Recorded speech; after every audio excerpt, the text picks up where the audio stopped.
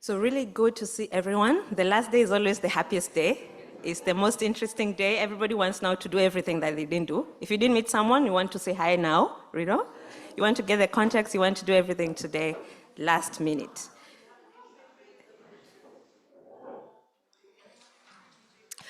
And what we did was to promise you a 3-day of activity, a 3-day action-packed conference. Have we delivered? Yes. Have we delivered? Yes. So we can start a new hashtag and say, BILT delivers, right?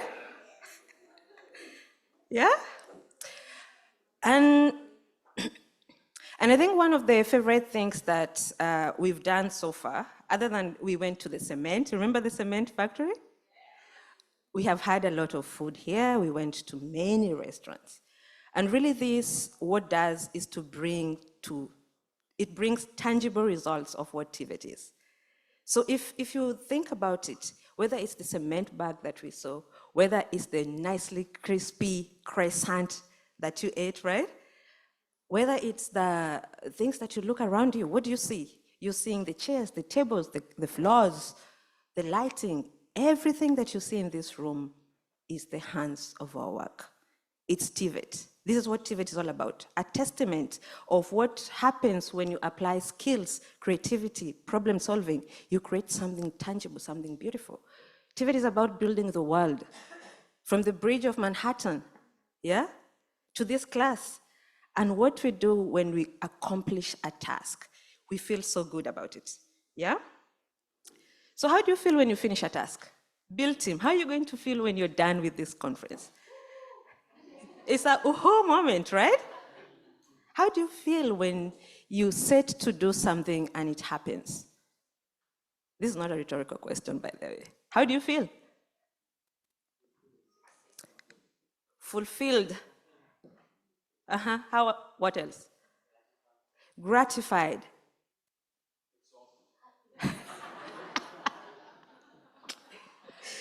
Okay, he feels exhausted. I think it's a sense of relief, right? What else do you feel? This is a class. Remember, we're in TVET? Happy. You're motivated, new idea, you feel pride, you feel like this we can do. It's a proof of concept. This is what we all do. Once you achieve something, it's a proof of concept that it's possible, it can be done. It motivates you to move further and to do something even better. This is how things are done. This is how we build bridges. This is how we build the world.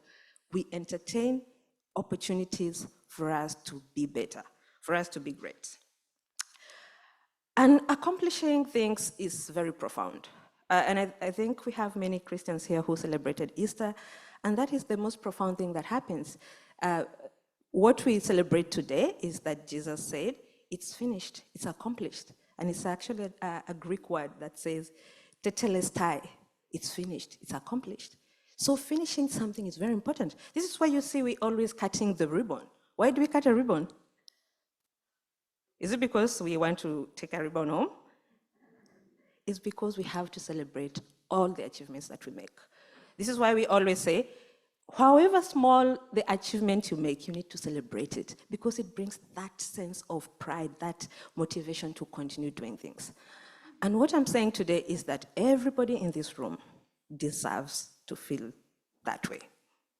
Regardless of where you come from, whether you come from Kenya, you come from India, you come from Japan, it doesn't matter where you come from. It doesn't matter what background you are in or what your circumstances. You deserve to feel that feeling. You want to feel proud. You want to feel accomplished. You want to feel that you're a member of the society that can contribute towards sustainable development.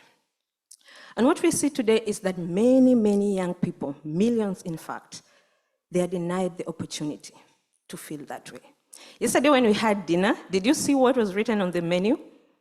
The menu card? It was written that for the students of Cometa, that dinner was an opportunity for growth. Did you see that? It was not something that they just, oh, let's just write here to look nice, right? It's profound. It's an opportunity for growth. So if you don't provide these opportunities, you're denying someone a life. So when you're a TVET teacher who decides, okay, this is how we do things, I'm not going to be flexible, even when you know very well that students require multiple ways of representation, engagement, and also expression. But you say, oh, this is how we do things. I'm not going to do any effort. When you're an activity institution that cannot provide, you're not doing enough to provide access to students from different backgrounds. You don't do anything to look for partners. You don't do anything to increase opportunities for access to TVET. You are denying people a life. And for those who are here who are employers, the opportunity, the moment you say, oh, I'm not going to hire anyone because it's not going to make me competitive, you're denying people the chance to promote innovation. And I had this discussion yesterday when we were talking about TVET and saying, does it really make you competitive? And what we see today is that the industry is filled with similar projects. We have industries producing similar items, hiring people who look the same, who talk the same, who have the same background, who had the same grades. And they bring all these similar ideas that they produce similar goods for similar people, leaving out a huge community out of the labor market. So when you want to promote inclusion, you want to promote competitiveness in your company, how can you really justify that you're doing that when you do not allow diversity in your talent pool? How are you expecting to be innovative when you have the same people, same ideas? You know, these are the questions we need to take to the labor market. We need to ask them, what are you exactly doing to become competitive? So I pose a question to you. What makes you think that your TVET qualifies to be called a learning center? What makes you think that your TVET qualifies to be called a learning center?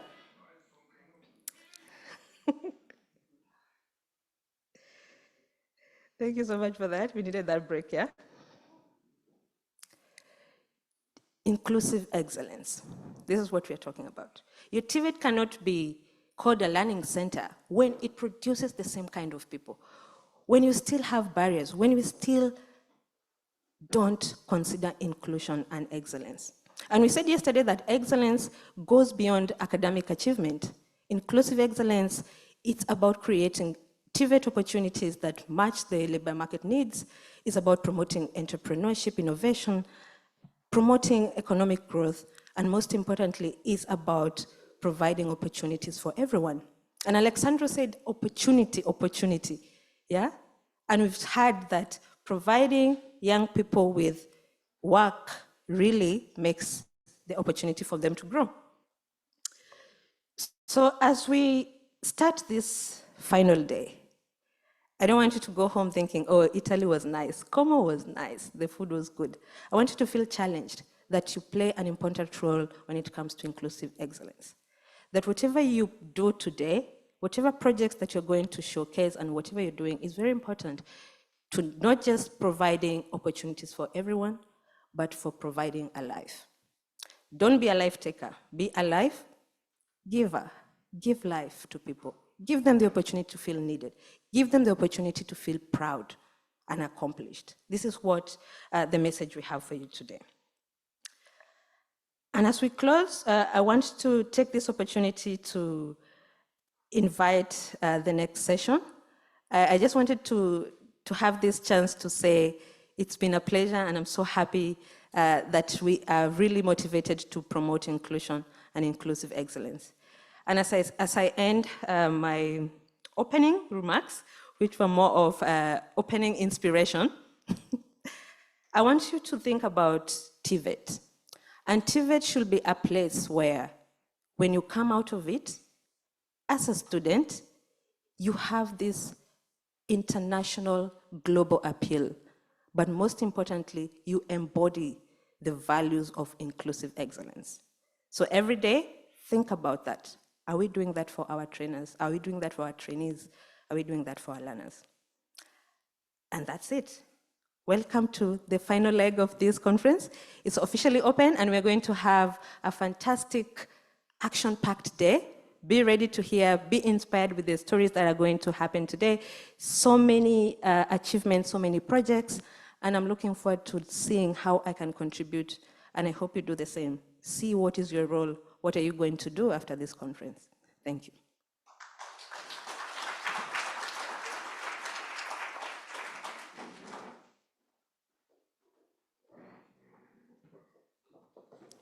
Hello, good morning. Thank you so much, Priscilla, for that.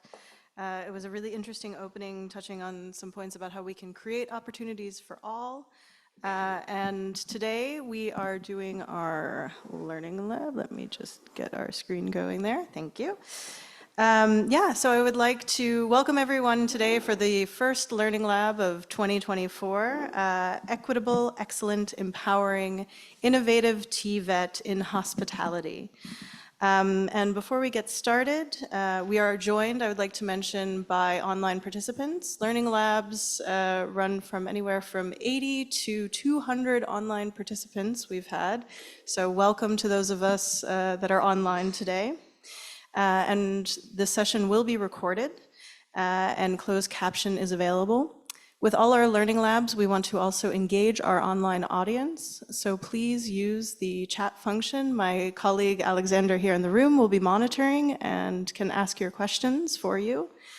And please identify to whom which speaker you would like to address, so it makes it a little easier for us here in the room. Touching on what Suzanne mentioned yesterday about the importance of peer-to-peer learning for the ETF network, the BILT project also harnesses peer-to-peer learning and excellence in TVET through highlighting innovative learning practices from our 3 regions. We select these based on 3 criteria. Relevance, so is the topic relevant to what's going on in today's current situation? Is it relevant to our BILT network?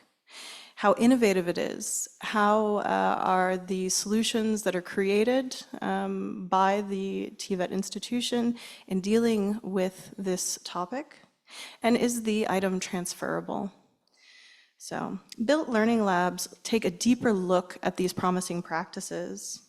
We aim to show the different stakeholder perspectives that go into supporting, helping to develop, and those that actually benefit from these unique practices. I'm sorry, I'm a little short and this mic is a little too high for me. Okay, that's better. So in this way, Learning Labs foster an interactive experience with the with the goal of helping participants to understand the ways that they can incorporate such practices into their own TVET networks.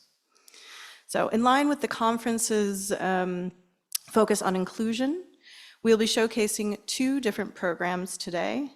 The first being Cometa's MiniMaster program, and the second being KOTO's Her Turn. The MiniMaster was first published as an innovative learning practice by the BILT Network in 2020, and in fact, it was our first video ILP that we did. You can find it online if you're interested. And as previously mentioned yesterday by my colleague Katerina, Her Turn first came to our attention last year during our expert group on the dual transition in the tourism and hospitality sector. And additionally, both TVET schools, Cometa and KOTO, where these programs were first developed, were selected based on their common long histories of holistic inclusion. So we'll hear about that a bit today too. But I won't go into too much detail myself. I will let the programs explain themselves and their background during their pitches and throughout the panel. And with that, I will pass over to my colleague, Philister.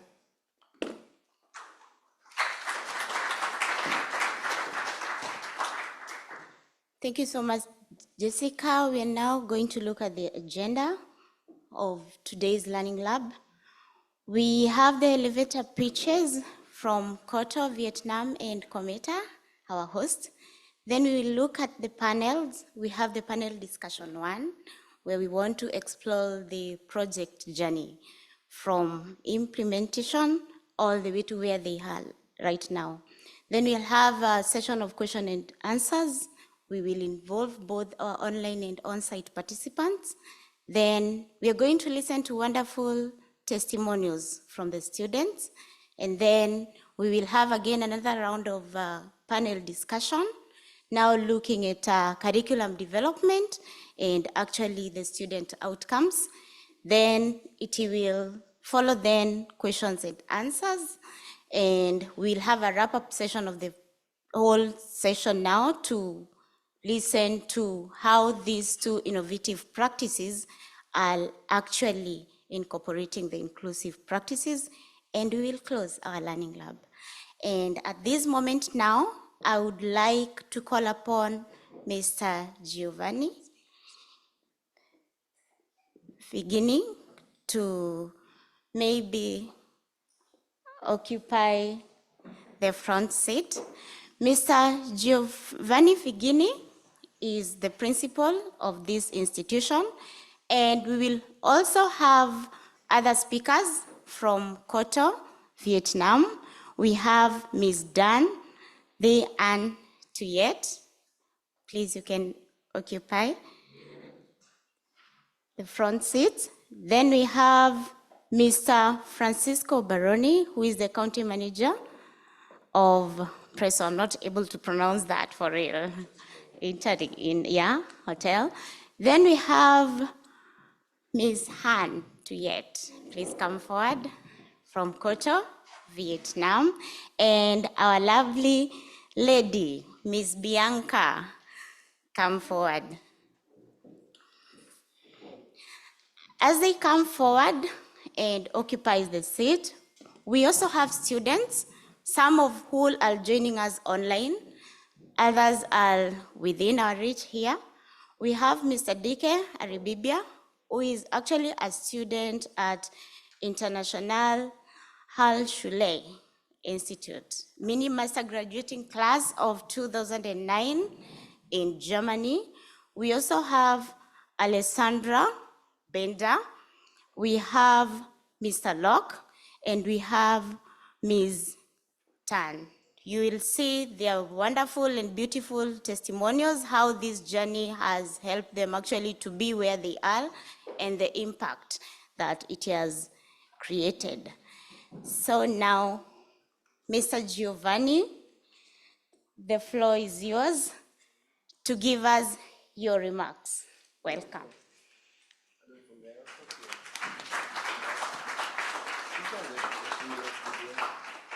Yes, the video. You want to show it first? Yeah, I would start with a short video.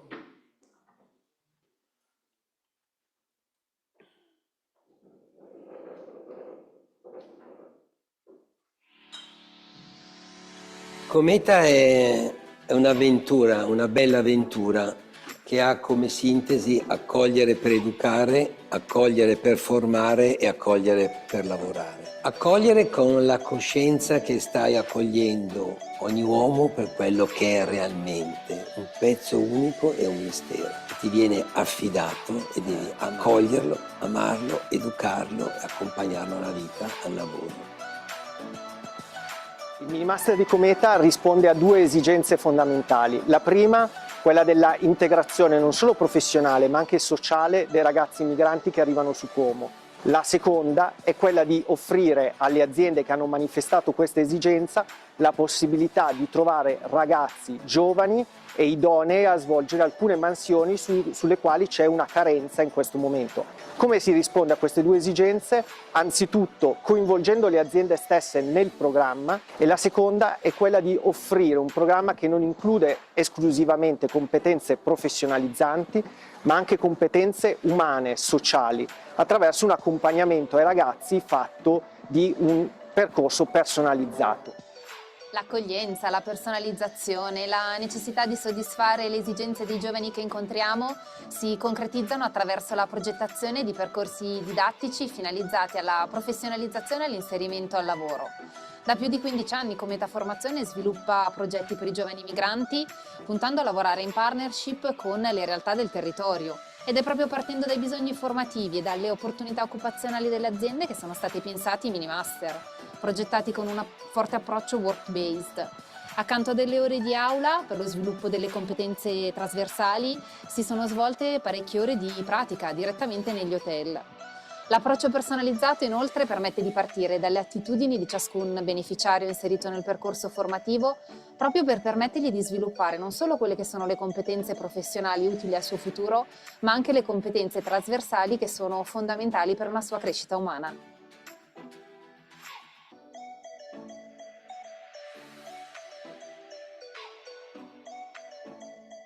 So, why do we do this? I would start from this. I have 2.5 minutes. Hope to use them well. So we will understand more in detail the program during the morning. So one thing I just want to say is to recall the meaning of it. Cometa was born from fostering. You have seen the story and visited Cometa. And so why we do this? Because at a certain point, when you realize that what do the kids, young adults need is the same we need, is to meet people with certainties, with hope, with passion, that involve them in what they love, basically. It's not a matter of programs, it's not a matter of strategies that are still important, of course, otherwise we wouldn't be here. But it's a matter of meeting people with a meaning that build every day, through all the difficulties, an opportunity for them and for us. Some of you meet me this morning at the gate waiting for the kids. Why we do this, why me and Bianca, Alessandro, Erasmo started the MiniMaster, because when you meet some people in need, and you, as us, all of us, have a heart and desire for them the same you received, you start to ask yourself, what can we do? But what you do, what we do here, if we do not go back to the why every time we do it, is empty. We can build cathedrals without charity. We can build amazing programs without meeting anyone. We can cross roads with many people thinking about saving thousands of people, but we really meet nobody. So the thing is, who are we meeting and why we do it? 2 minutes and 0.8. I would stop here because I would jump into the session with this question open. Why we do it? Who we meet really? What are we giving? What are we certain of? Thank you.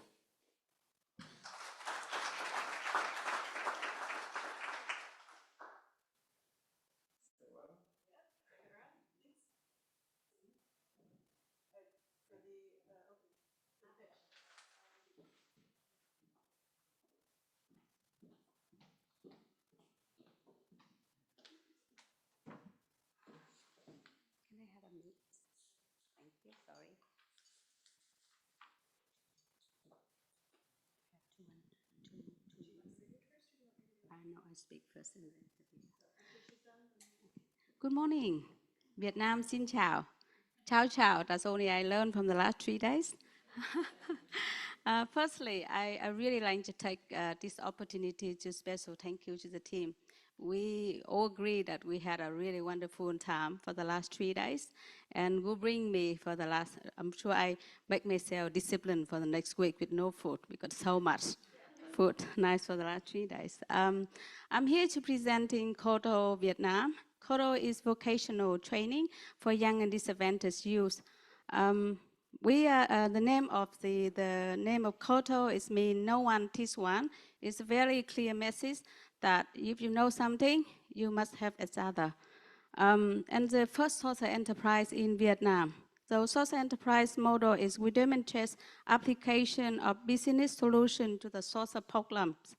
There are two parts in social enterprise, the KOTO Foundation, where we provide training for young and disadvantaged youth. We provide accommodation, welfare. We help them with job preparation and job placement after they graduate. The KOTO Enterprise, where we offer authentic practicing environment restaurant for our trainees, so they can be also providing catering service, personal development, so they can able to do 100% the non-profit will be support the foundation. KOTO started in 1999 by Vietnamese Australian Mr. Jimmy Pham. And we have worked to empower people, not only help themselves, but also help others. 1,000 of underserved lives have been permanently changed and better life. 100,000 more will be taught that we are expanding our operation with more vocational training environments. We work with the different partner, universities, government, non-profit, and profit organizations to support. And because we are very clearly, it's all the people who trust in us and share the same vision to make the world more inclusive. We provide hospitality, holistic training, vocational, but also we provide English, life skills, and computer. Our graduates receive international qualification by BOSIOTEF in Melbourne, which they can reverse career in hospitality industries. KOTO, this year, we are celebrating our 25 years and we are proud to present our batch number. So almost 2,000 youth has graduated from our programs, 100% employment rate up until their graduation. And they're all working in Vietnam and also other countries like Australia, France, New Zealand, and Germany. The participants from 25 ethnic minorities groups and 25 programs in Vietnam. We're offering internship opportunities, working in a 5-star hotels in Vietnam, but also other countries as well. 15% of our graduates applicants the restaurant and homestay, and they also offer 1,000 employees after they finish the programs. We not only focus in a 2 years training, we also continue to offer our alumni network with a career development opportunities, the international scholarship and job placement as well. Currently, 70 our current employees and manager working for KOTO is KOTO alumni. Like me, I graduated from KOTO 20 years ago, and I have been working with KOTO almost 20 years as well. I was the student, and now I'm the foundation manager who look after all the foundation operations. So what makes KOTO very special? We're offering international certificate. We first saw the enterprise in Vietnam. Our students graduate school with the highest quality of skill, but more importantly, the attitudes. I really like the speech from the restaurant manager last night. That is not only skill, how the student greeting you, how student talk to you is the most important, is hospitality. We had a strong partnership network with our from embassies, the government, hospitality, education, but we also building a relationship and maintain a relationship with our almost 2,000 alumni, who they all come back and contribute for our operation. We maintain our mission and vision for all the generation, and most importantly, that we are provide hospitality holistic training program. It's not only vocational focus, but transform individually mindset to support communities and be an active citizen. Thank you so much for listening, and please enjoy our videos about KOTO as well.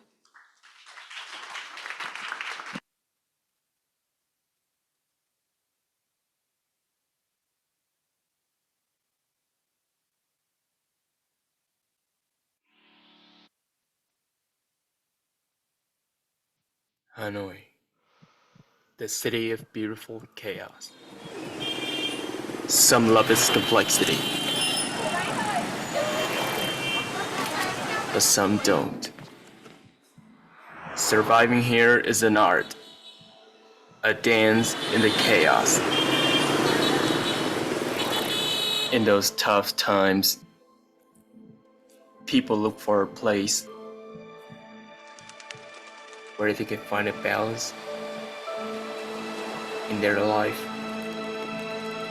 and their soul. In this chaotic city, a seed was planted where the shadows conscious, where the artists find their groove, pushing their limits. Flourish creativity.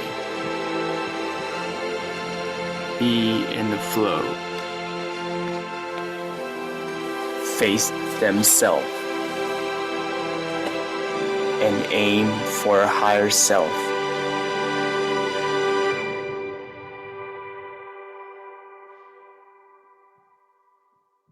Love creates ripples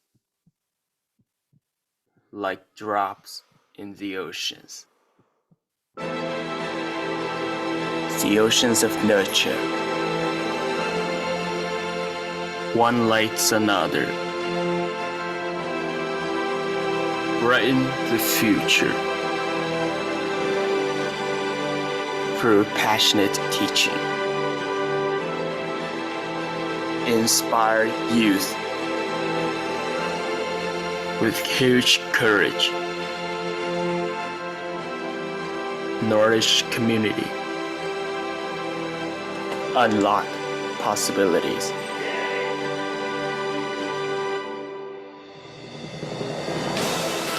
Aim high for the stars to know who you truly are.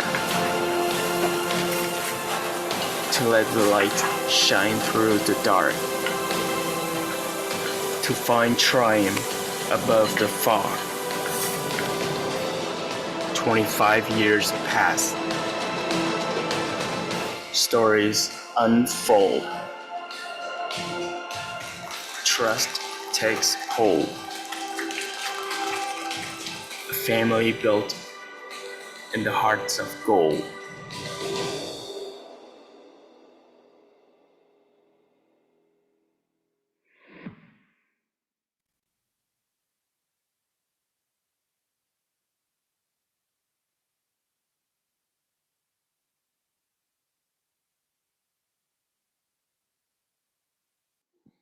Hello?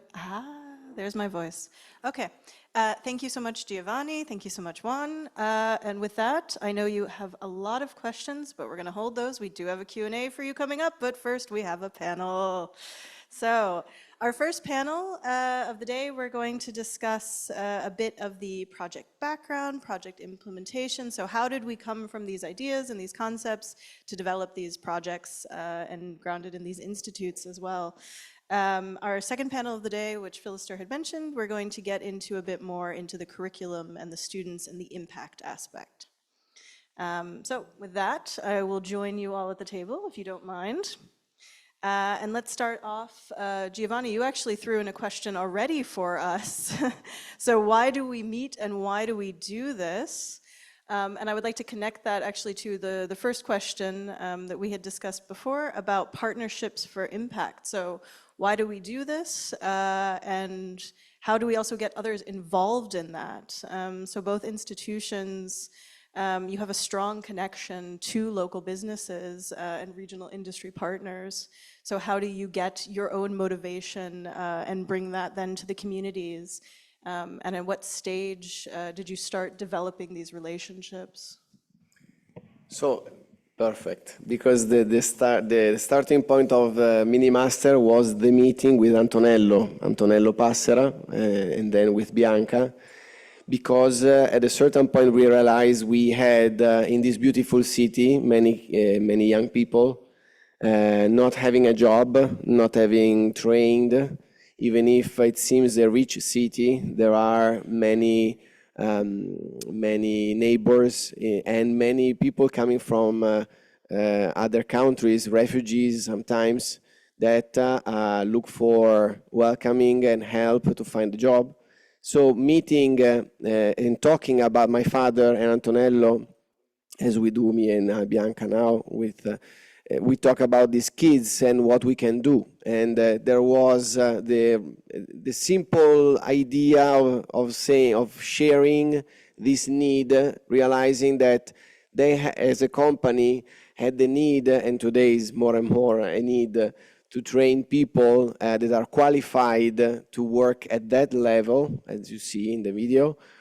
And we have these children looking for a job and looking for a real new opportunity of life, as in KOTO's video we saw, and as you will hear from our ex-students. So it was a meeting, actually, a meeting of people and a work in the years. Today is this year is 16th year. Exactly. We do it, and not without troubles, not without efforts, in the sense that it was it is every year difficult also to do. So yeah, I would say that the power of it is the power of meeting of people with the same desire and trying to face all the difficulties together. The regional help of G Group was fundamental because they gave us the bed of the, I don't know the expression actually, the bed of the river, how do you say, l'alveo si dice in italiano, so yeah, the framework, let's say, in which building this project. And Juan, was it similar for you with combining Her Turn and the programs with KOTO with local industry? And what benefits do you see from the local industry partners? How do they benefit from this exchange?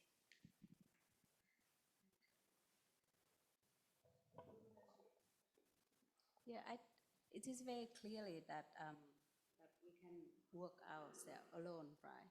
We really need the inclusive work where we're working in hospitality. So we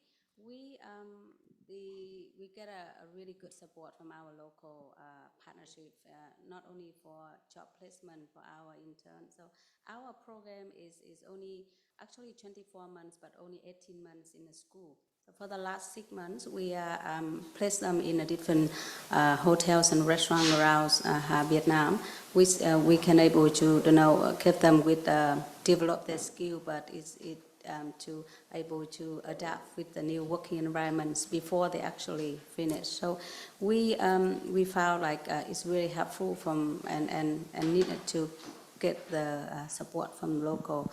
We also get support from them, and importantly that they provide support with the recruitment. So they introduce us to KOTO with a lot of application where a lot of people we work with them, and of course when we go for recruitment, for example in Vietnam, we're not easy to meet with talk to the government. So partner is to introduce and liaise with the partners, and also with alumni as well, how we build their communities after they graduate with KOTO, because especially during the pandemics, we received a wonderful support from our 2,000 alumni member, which there one case, one thing that is really touched me, where I love to share here. Like one day, one of our alumni, where we still have to look after 150 kids while during the pandemics, and everything is shut down. And one alumni would come out with 600 kilometers and give me like 10 kilo of peanuts. Say, this is all I have, but I really want to give to KOTO. So that's just how special the partnership, that we think that is very important. It's not only for training, not only thing, but it's more about life and heart to sharing together. And what advice would you give to other TVET providers who are looking to forge these kind of partnerships? It's open to anyone. Maybe perhaps our industry partners want to take that.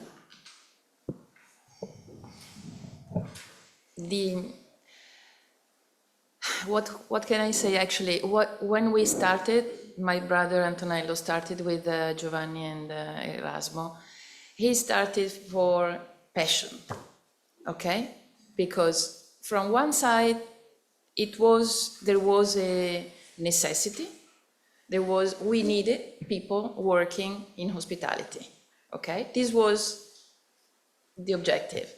On the other side, my brother had a great passion, had a terrible character, but a terrible personality, but he was passionate. And I think that starting this project needs to be nurtured by passion. This was in the past, and what happened then, at that time I didn't work in Como, I didn't work into my hotels. Then for some reason, also because my brother is not there anymore, I had to come back from Milano, I had to start over, okay? And we developed. I took the testimonial, also because it's very what I can say is that from my family point of view, we are, we have always been very attentive, very careful for people, also because we offer a service. And people for us, for my grandfather who started the whole business more than 100 years ago, people were the most important thing. That's why we started into the education, which is something that enhances, especially for women, is a way to enhance, to develop, to enlarge, to involve. And I took over the testimonial. And when you say what you engage, is now when I talk to them, many times I say, at the beginning, we did something for you. Actually, Antonello started to help them to organize actually the MiniMaster and also to develop a partnership, because he was the president of the Association of Ateliers, so the association came over, because these people have to learn it at school, but have to learn it on the spot. Otherwise, there is no way. And then now what I say is that for us is so important. They give us more than what we gave them back, because to have these young people around, it is true, is involved and challenging, because we need to have also inside the organization, we have to have people that have good tutor, because they cannot be left by themselves. So tutors are working, and sometimes, when you work, sometimes not everybody is open to teach and is open to follow young people. But it's so richful. And what this morning you said, the fact that inclusion, diversity, they comes together, and the innovation start to move. I stop because otherwise. Thank you very much. So we've touched a bit on labor market. So for example, you mentioned, Juan, that you have 100% employment rate, which is amazing.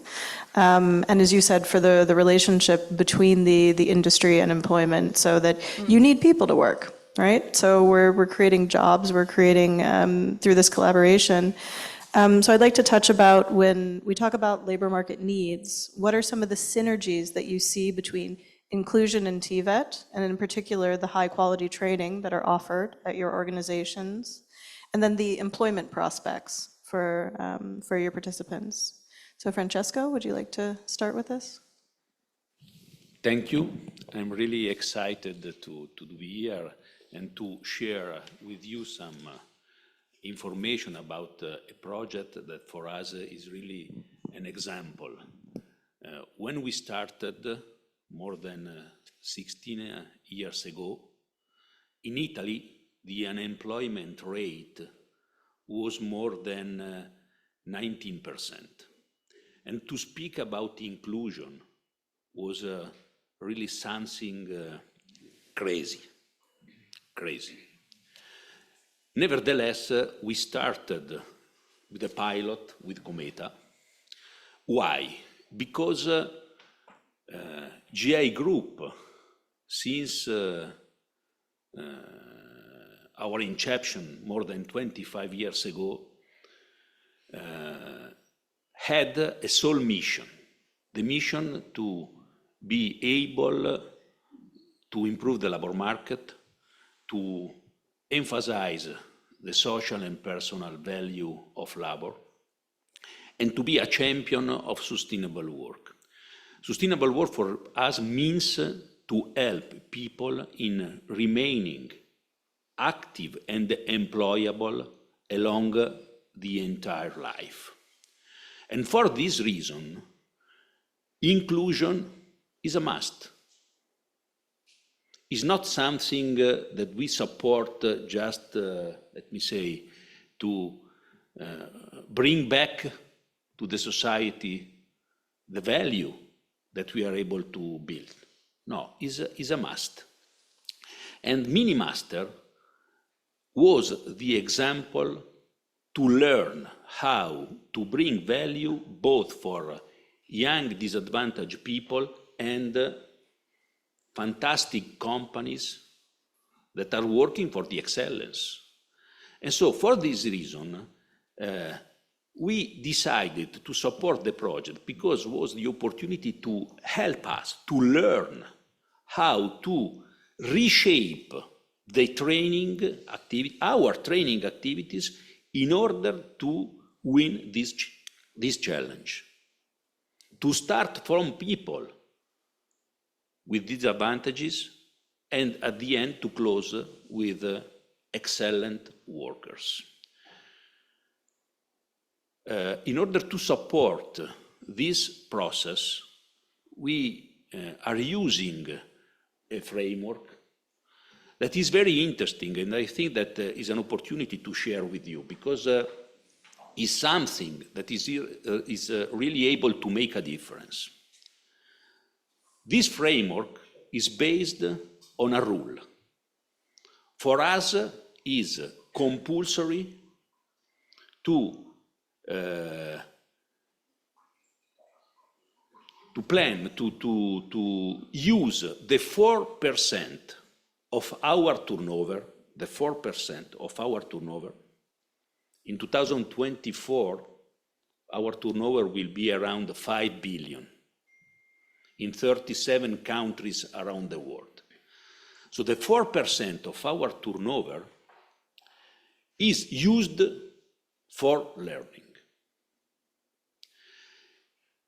And by using these huge funds for learning, it's also compulsory to assure that at least the 30% of the trainees must be placed at the end of the course.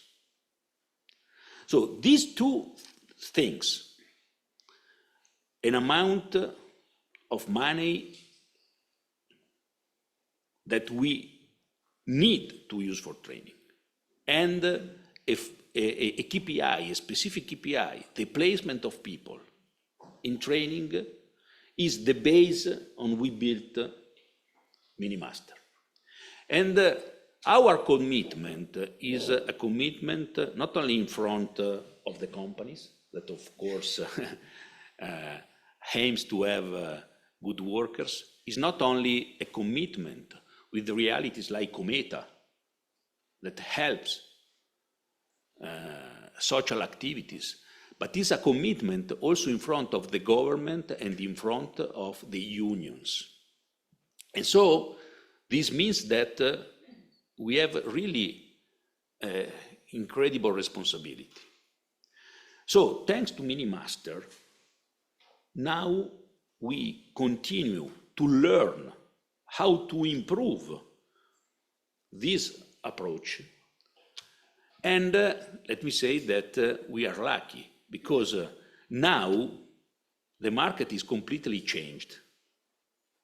And now is not characterized by unemployment, it's characterized by an incredible mismatch.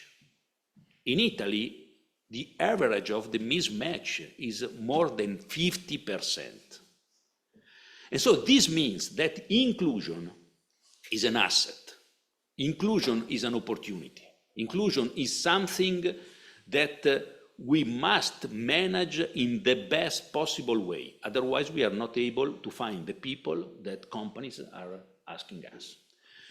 And so this is why, after 16 years, we are here, and we continue to share with this fantastic environment this experience. Because after 16 years, we continue to learn. Thank you.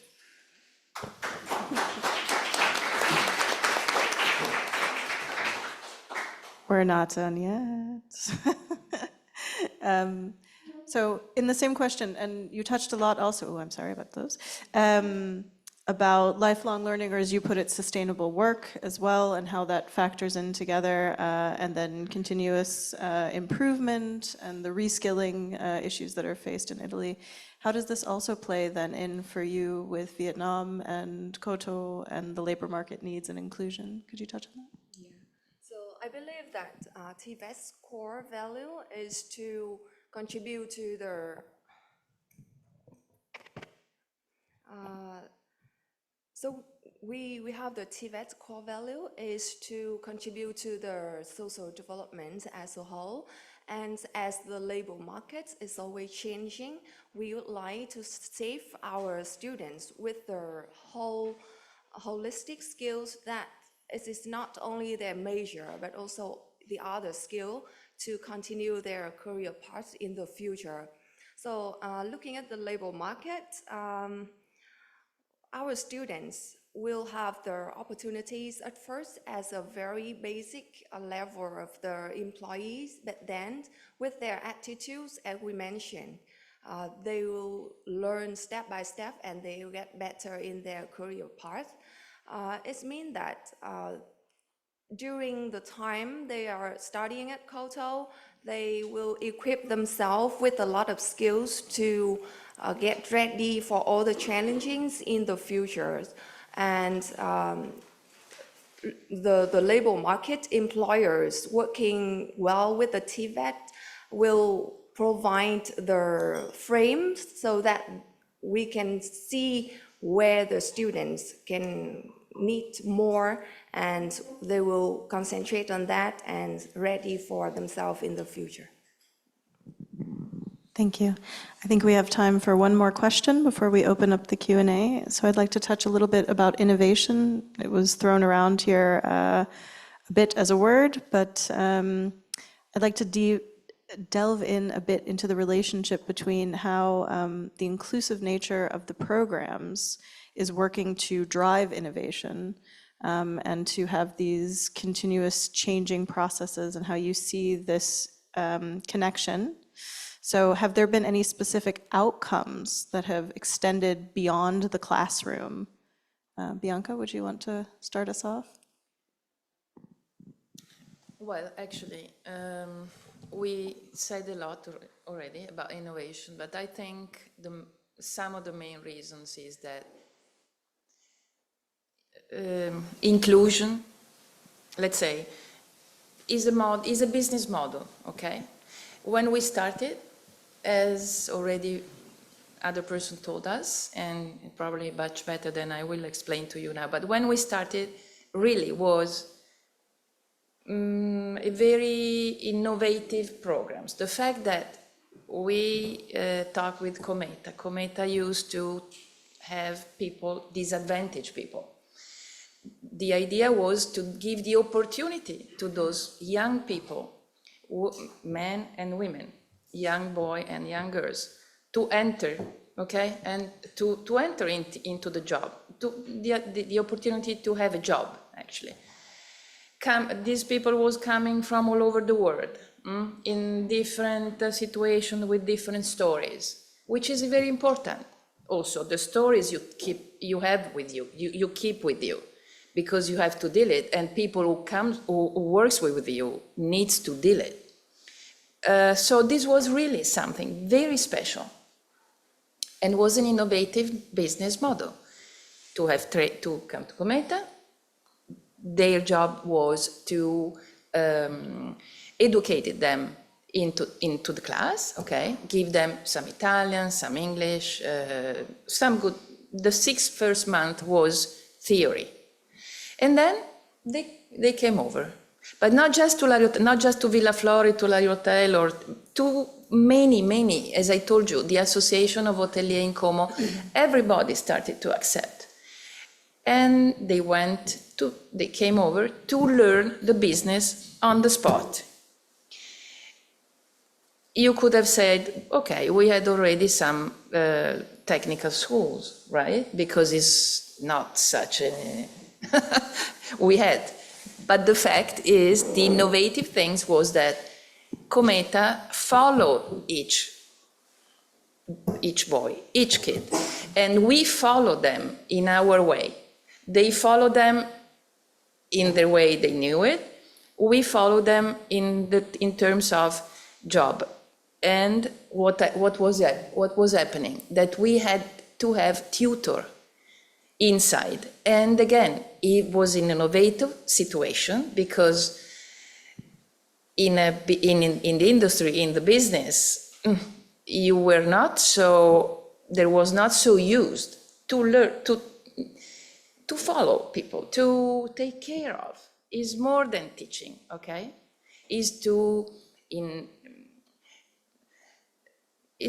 help them to grow up in a way, okay? So this was very innovative, and this is one reason of innovation for me. The business model. The second thing is true. When we started, 2007, inclusion, diversity, what was it? Something very strange. Now, for us, and I can talk about for us, Bianca, for us, L'Ariotel, for us that we are benefit corporation.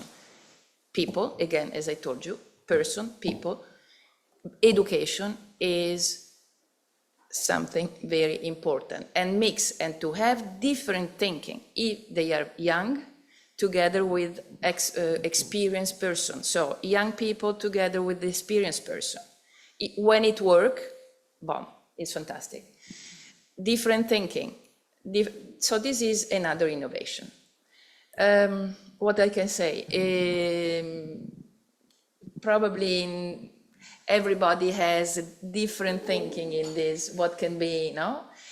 But it is not just person, it's very objective, is an objective, is concrete, is something very pragmatic. If I may help you in the last thing, I would add a question. What is innovation?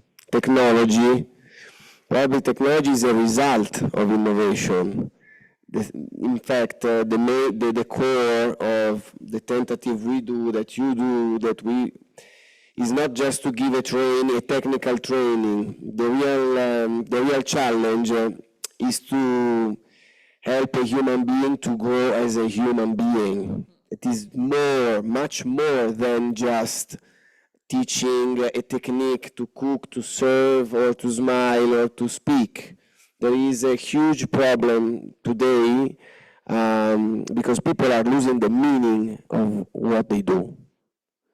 And we see it all around. So the real challenge, and that's why there is a tutor, that's why it's a huge challenge for us every year, is not just the technique, but this challenge to make grow human beings. That is not something formal. This is the real innovation, because those human beings, as us, can then create innovation, because innovation, what is at the end?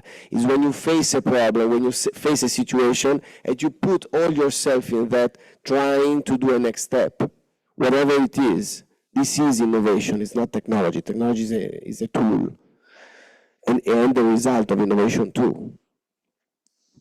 It's a very excellent point. Oh, do you want to finish up? Yeah, so in terms of innovation, I have a question for you. So do you think whenever we have something initiative, we always get the advocates from the others? We cannot. Okay, that's the challenging. Whenever we do something new, we do something, the first person who do something, that's the way KOTO have been done in the past. We established in 1999, but then we've been through a lot of processing to get the legally accredited as the first social enterprise in Vietnam. After being through a lot of challenges, and we send out the strong message that we are doing the right thing.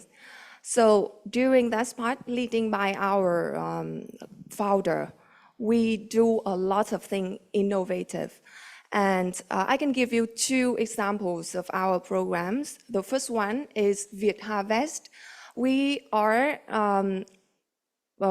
cooperate with another social enterprise to rescue food, to protect the environment.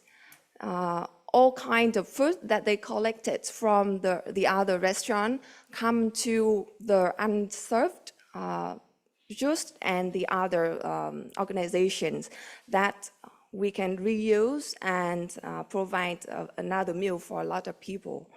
And the other example is inside the curriculum of KOTO, we have the life skill training, and our trainees, although they come from the very disadvantaged background, they know how to support others.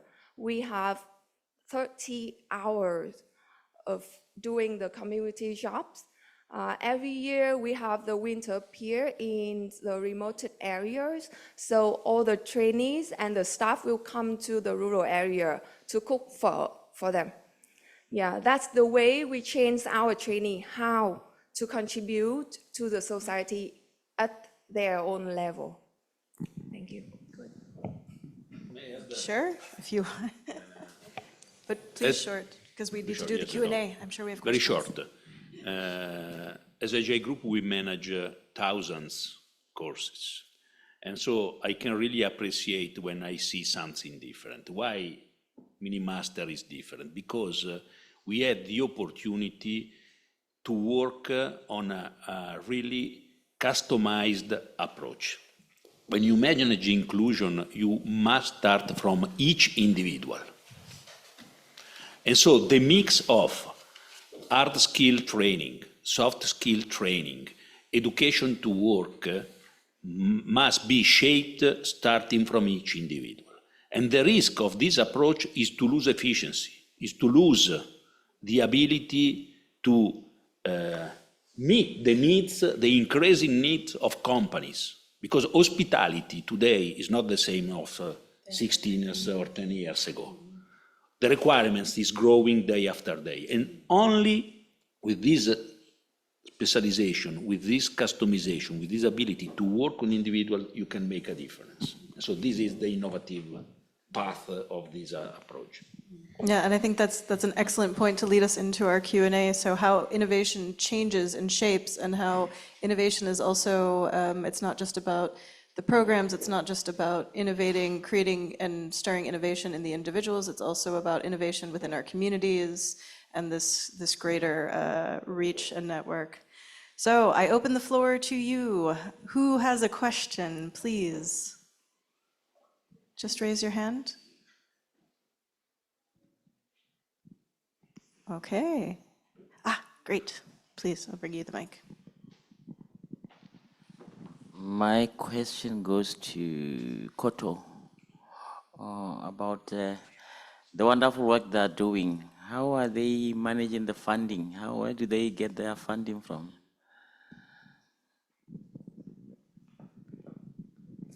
Yeah, so thank you for the question.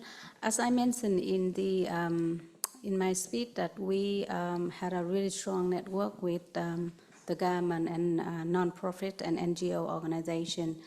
The funding from very different resources. Firstly, to our enterprise. As I said, that the all profit will come to for support the foundation. So we normally get like about 50% to 70% of the costs that we're able to cover for our foundation operation. Part of that, we're also doing a lot of fundraisings. We have an individual trainee sponsorship. We get a lot of support from like organization and people. And we work with the MBCs, like our Her Turns program was sponsored by Australian government. So they funding for our projects, like we can able to do 3 years project. So that does kind of, but we also get a lot of in-kind donation from a different organization as well to support our training classroom and also dormitories and another sector as well. So that's how we get. Through the training programs, we'd also share with you, like, because the hospitality had a really strong expectation in terms of the skill and the performance of our graduates. So start from this year, we're also implementing the new policy for job placement, that how we can get administrative costs back to the organization. So every organization or partners, hotels, could need our graduate, they also have to pay for some courses. So that other kind of like projects that we can apply, because we invest so much time and cost and training in our graduate, and we make sure that they come out with a really high expectation, skill and knowledge, and so that's how we can able to set up for the cost for operation as well. Thank you. Thank you, Juan. Other questions? I see. Can you take the mic, please? You got to raise higher. There you go. Well, thank you very much. My question also goes to KOTO. In your presentation, you say that you award international certificates. So I wanted to know, the certificates are awarded to students who are trained there to be recognized internationally, or you also recruit trainees from other parts of the world? I'd like to share that we have the strong connection with the stakeholder in Australia, where our KOTO founder start his job before he coming back to Vietnam. And our trainees get the certificate 3 in commercial cookery and in hospitality front of house. This is recognized by the Australian government. And during the training, they have to complete all the measures of unit competencies in the vocational trainings, as well as we combined with English, hospitality, English in general, and computer literacy, also with life skill as a whole. So we make the curriculum really holistic. Have to follow a very clearly standards of Australian, the training qualification framework expectation, but also we also have to follow the local, the training local government requirement as well. That's how we have to report to our Dolisas in Vietnam, but also report to the international Bosio-TEP in Melbourne. Yeah. Next question, please. Morning. This question for, I would like to ask for Cometa. I mean, the last 2 days that we are quite, I'm impressed and inspired with the work that we have done here, and we could see a lot of passion, and I think that's the word that I would like to use in the activities being done. So 2 questions. Number 1, what kind of action initiative that you do in terms of the instructor development, you know, to keep your teachers, the instructors to have the knowledge as far as similarly to also to carry on what they're doing, number 1. And number 2, yesterday the site visit we saw your engagement with the industry is like, is kind of, I mean, it's a fantastic initiative where it looks like the industry starts the giving the assignment at the very beginning, and students start to do something for the purpose of to get it out to the market rather than to learn and hoping to get into the market. So there's a different shift of mindset that I observe. So how from the beginning, how do you cultivate this methodology in pursuance of your TVET education? Thanks. So starting from the first question, to answer that question, there is a question in the question. So what helps you, what helps me, what helps us to stay at this level of desire, at this level of motivation? There is a sentence outside of my office that stays at the very beginning of the story of Cometa, that is, only communion awakes and takes and keeps awakened the meaning of the decisions you make. Communion meaning being with others that sustain you. So that's why for the people that also work here, because it's also work, even if it's not only a work, it's a vocation to me. We propose to teachers, to tutors, to work here as in a company for 38 hours. In Italy, teachers work 22, 18 hours a week. Okay, so you go teach, go home. Here we work 38, 40 around. not because we want to work more and work hard, because it's good to do it, but because we are building a community among us. So, for example, every week I meet, I would say, the coordinators, the tutors, and some teachers to share the situations, their difficulties, and to look to them together without a judgment on the performance. With the MiniMaster, we do a huge work with the tutor, and it's not only or always easy, because we all judge ourselves about the results, or about our results, instead of working on the meaning while you do it. The result can be there or not, and this is probably one of the key things, to be free from the result. It's not easy. So you have to be very certain of what you do.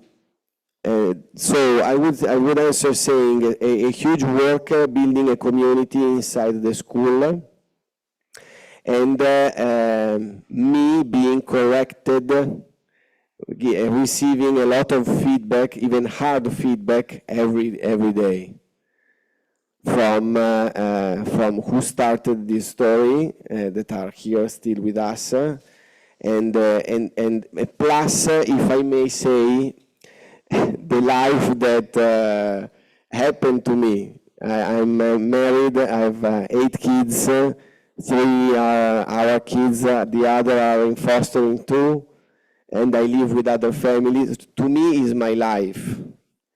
And there is no moment in which you can stop and do and give space to what your instincts are, to, I don't know, lose time, just spend in a wrong way your money or your energies, because you're always in front of a need, always in front of. This shapes life. This is shaping me. What I'm trying to live with my teachers, tutors, and colleagues is to share this, because we all desire this at the end. Following the illusion of building things that give us shine, but without meaning at the end, doesn't give really something to our lives. So this is how I try to work. And then, of course, there are a lot of, and I'm done, sorry, because I get passionate about when I talk about this, of course. And then there is a lot of help from specialists, techniques, training, development of curriculum, technology. Everything is a tool, but a tool without the meaning is a cathedral in the desert.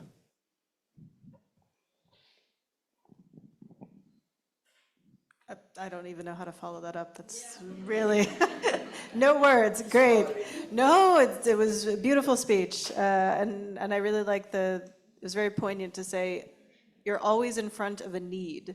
And it's a really interesting perspective. And I think a lot of people in this room can relate to that, where they are, that we see the need and we're always in front of it. And how do we change it? How do we shape it? How do we use the policies that are at our access? How do we use the communities and help those needs?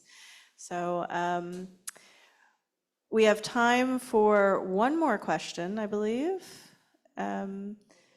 Yeah, I will take the back. And just a quick question, Alexandra, do we have online questions? Okay, so maybe 2 if we can do some short ones. Okay, I have maybe a little bit a tricky question for Giovanni Figini.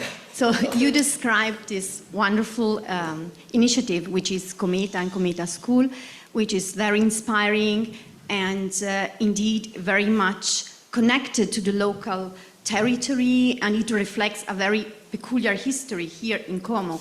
But some of the strategies and methodologies you have experimented with could be replicated on a wider scale.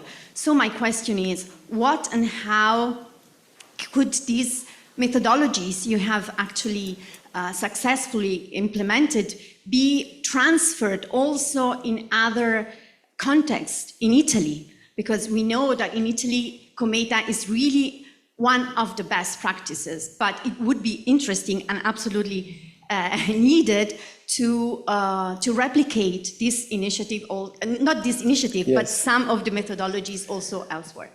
It's a very good question. Yes, there are some examples, significant examples. One, let's have two examples, because there are the two ways it happened. So one in Italy, in Naples, there is a school, a vocational school. We met each other, and they wanted to start a new way of creating a school similar to us.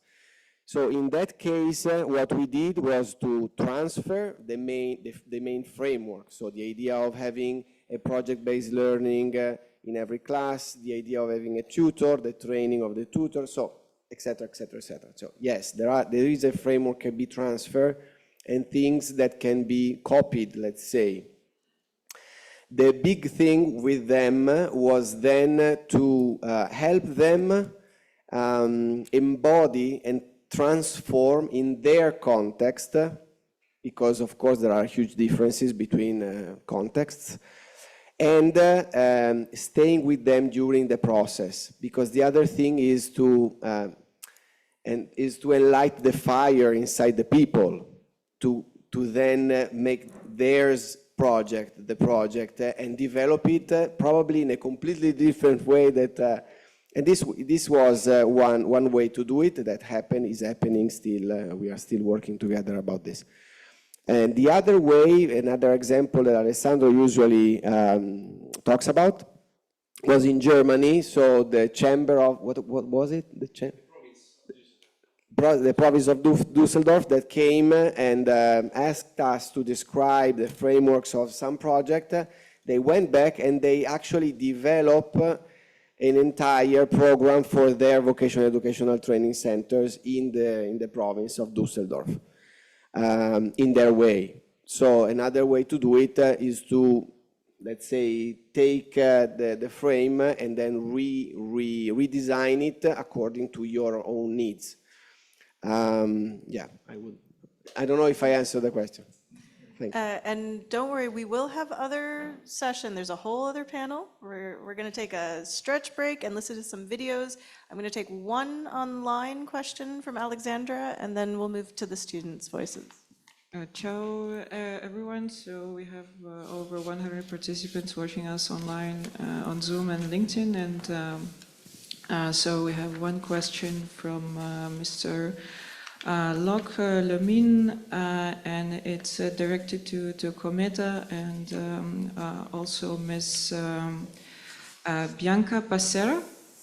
So Cometa, you are receiving a lot of students from migration background, and so the participant is interested how your TVET institution, so how do you support students in understanding and adapting to different cultural norms and practices when they're seeking job placements? Thank you.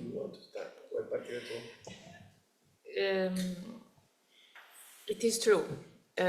Cultures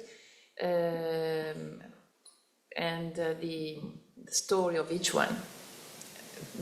Every single kid brings us different stories, and you have to deal it. And also in terms of habits, I just make you an example.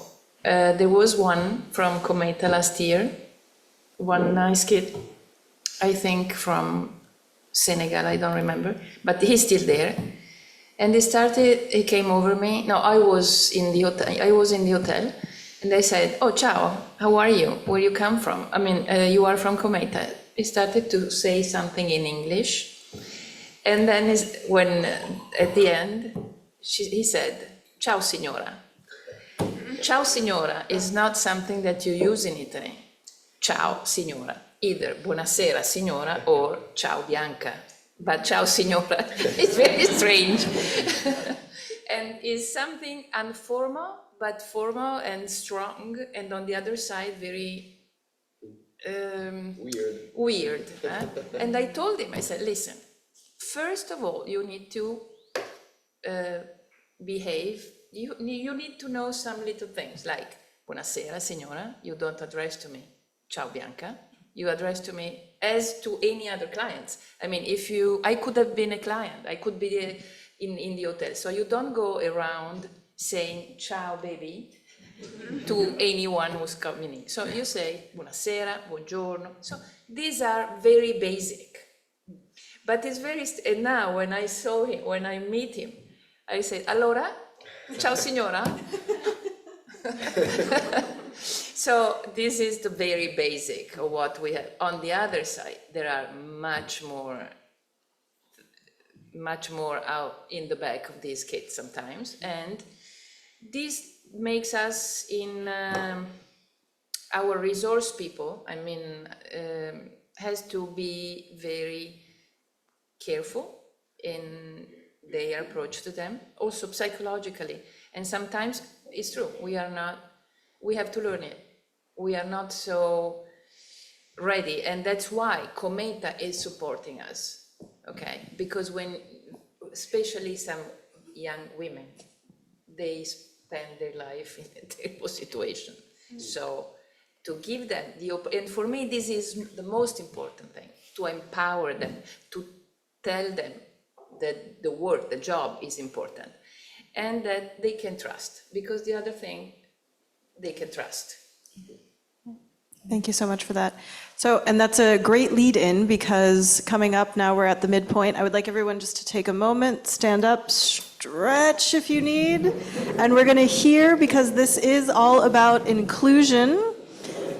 So we want to hear about the voices of former students. We have 4 alumni that have pre-recorded videos that we're going to hear from, and we are fortunate enough that 2 of them will also be joining us in the second session's Q&A.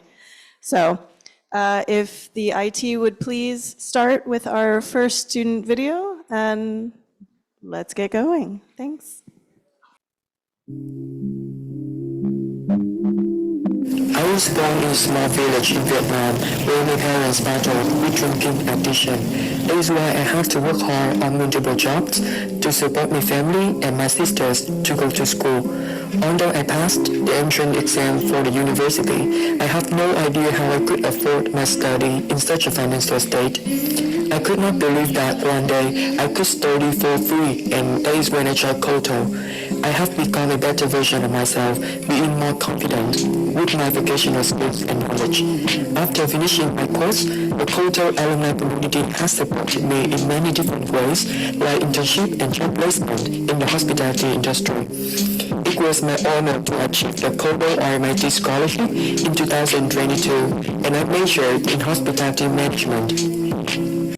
I truly believe that with the KOTO's philosophy of no one teach one, every brothers and sisters who join KOTO will be able to bring a positive impact to their communities. For me, when I graduate at RMIT, I want to explore my profession in hospitality industry, and then I can support KOTO at a higher level. And furthermore, I want to inspire young girls and boys out there to be diligent, determined, and hard work with their dreams and make them a reality one day, just like I did. Thank you.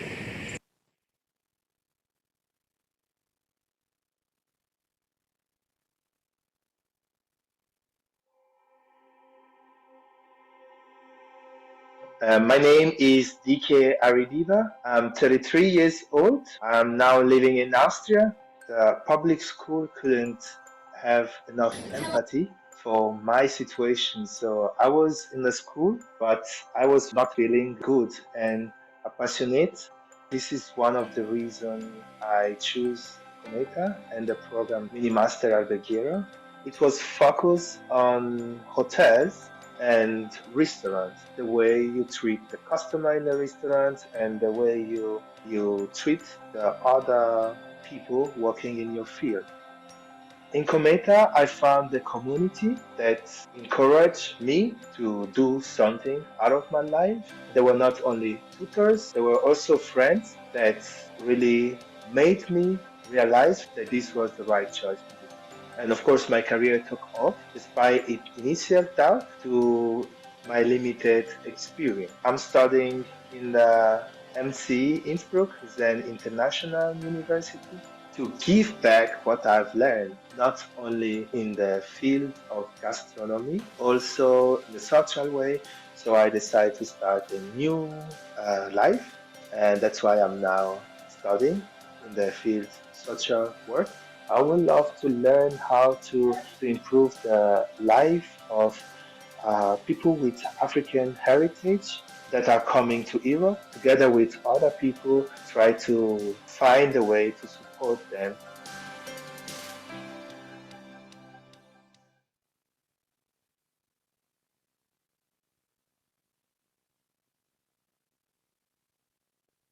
Hello, my name is Cotton. I am a KOTO alumni, currently is KOTO front of house trainer. Back when I finished my high school, I was struggling with my study at university, but luckily I able to join with KOTO Training Center as a trainee in class 13, where I study in front of house hospitality. KOTO attracted me because it's a free program with a very good reputation. It has a professional training environment and dedicated staff. I learned to serve customers, make coffee, make cocktail, prepare table, take booking and speak English, so I can also to interact with foreign guests. After finishing at KOTO, I worked in the F&B industry for a while at a 5-star hotel in Hanoi before returning to work at KOTO restaurant and finally to my current job as the front of house trainer at KOTO. I came back to KOTO because I wanted to give back to the organization that supported me, and I want to support the next generation of KOTO trainees. I believe my experience as a KOTO alumni of the program make me a great teacher at KOTO, as I have lived and share the same experience that current KOTO trainees are having.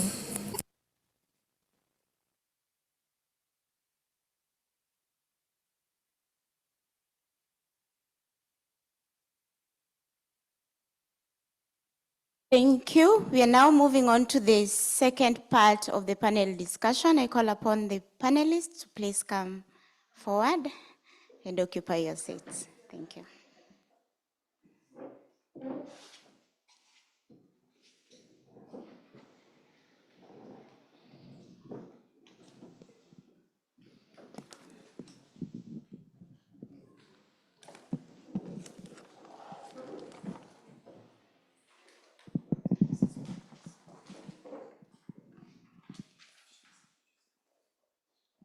So in this session, we're going to look at the curriculum development and student outcomes as the perspective of the discussions. Now that we've been focusing policy and industry and the project creation, yeah. So we're waiting for one more panelist to join us. Just a reminder to our online participants, feel free to chat. Alexandra is waiting for you to answer any question that can be answered before the Q&A, and put all your questions on the chat and they will be addressed. And so, holistic inclusion, we are still talking inclusive excellence in TVET. And when we think of inclusion, the focus is mainly on students. Most of the time we think of students. However, the student is not the only factor. And for inclusion programs in TVET to be effective, therefore we need to adopt a holistic approach that of course considers all actors and makes everybody feel È un'avventura, welcome. una bella Thank you for avventura that. che ha come sintesi And so accogliere the per question educare, is, what accogliere per measures have formare you e taken to train accogliere per educators and lavorare. staff, Accogliere as con well la as to create coscienza che spaces stai that meet accogliendo ogni students' uomo per quello specific che è needs? realmente. And I'm now looking at one. Ti viene affidato, You ti can devi go over me accoglierlo, and amarlo, answer the question, educarlo, please. accompagnarlo alla vita, al lavoro. Il MiniMaster di Cometa risponde a due esigenze fondamentali. La prima, quella della integrazione non solo professionale ma anche sociale dei ragazzi migranti che arrivano su Como. La seconda è quella di offrire alle aziende che hanno manifestato questa esigenza la possibilità di trovare ragazzi giovani e idonei a svolgere alcune mansioni sulle quali c'è una carriera. Secondly, I mean, based on the trainee, the student backgrounds and their expectation, how they become on the best products after they finish the programs. So we, as I said, that we are not focusing on the vocational training because it's very clearly, if you want to teach someone to make the special coffee or latte or cappuccinos, we won't take you a 2 years program, right? I can train some student in 2 weeks, you can make a coffee latte, but become a best person, how you can give back to the communities, how you can contribute to your families and your communities and your sisters and brothers in the family atmosphere is the most importantly. So that's how we talk a lot about holistic training programs. We spend 50% of our classroom base, but we do a lot of practical environments, doing a community service, joining a lot of activities, team buildings, and share. One of the things that we teach our student life skill is for lunch, every 12 p.m., everyone get together at the canteens. And then you spend half an hour joint meal together. You can't leave the table before that, even you finish. No phone, you need to talk to your sister and brother. This is including all the founder, manager, and staff, not only student. That's how we build the family atmosphere. Okay, you can make the mistake. It's very clearly when you come to the programs, the guidelines and the policy very clearly for you. You can make the mistake. First time, remind. Second time, warning. Third time, no. You have to be responsible for your mistake. So that's how, putting together on a training programs, we have, we build standards, the training curriculum, but during the delivery process, we have put a lot of surveys and a question to our students how we can make it better. And we not treat we have 4 or 5 groups of students come to the programs, and we do have the standard program, but every class, we do have to make a lot of adjustment during the programs, how to make the best training program for this group. So, did that answer your question? Yeah, thank you. I think, Giovanni, you have something to add to that question? You're pushing me to talk a lot today. Yes. Actually, it was something I was already saying before. It's impossible to educate kids if we adults do not work on educate ourselves first.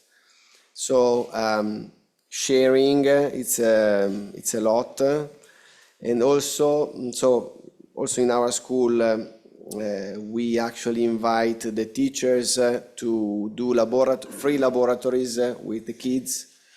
We have some that involve themselves in charitable work along the week and the weekends for free, and inviting the kids to do the same with them. Another way is to just, because the thing is that some of us has the difficulty to put all yourself in what you're doing because you are fragile. Because of your story, because of your wounds, and it's not something you can do not look through. So, and it's not something you can go through with words. You have to have an experience with somebody else come si dice, that pass through preparing the table together, eating with the kids, waiting for the kids in the morning, staying together with the adults. So it's not really a training. There are, of course, training sessions with the experts and everything, but it's a life shared. This means, on the other side, are we ready to involve 100% ourselves in the relationship with the people we work with or not?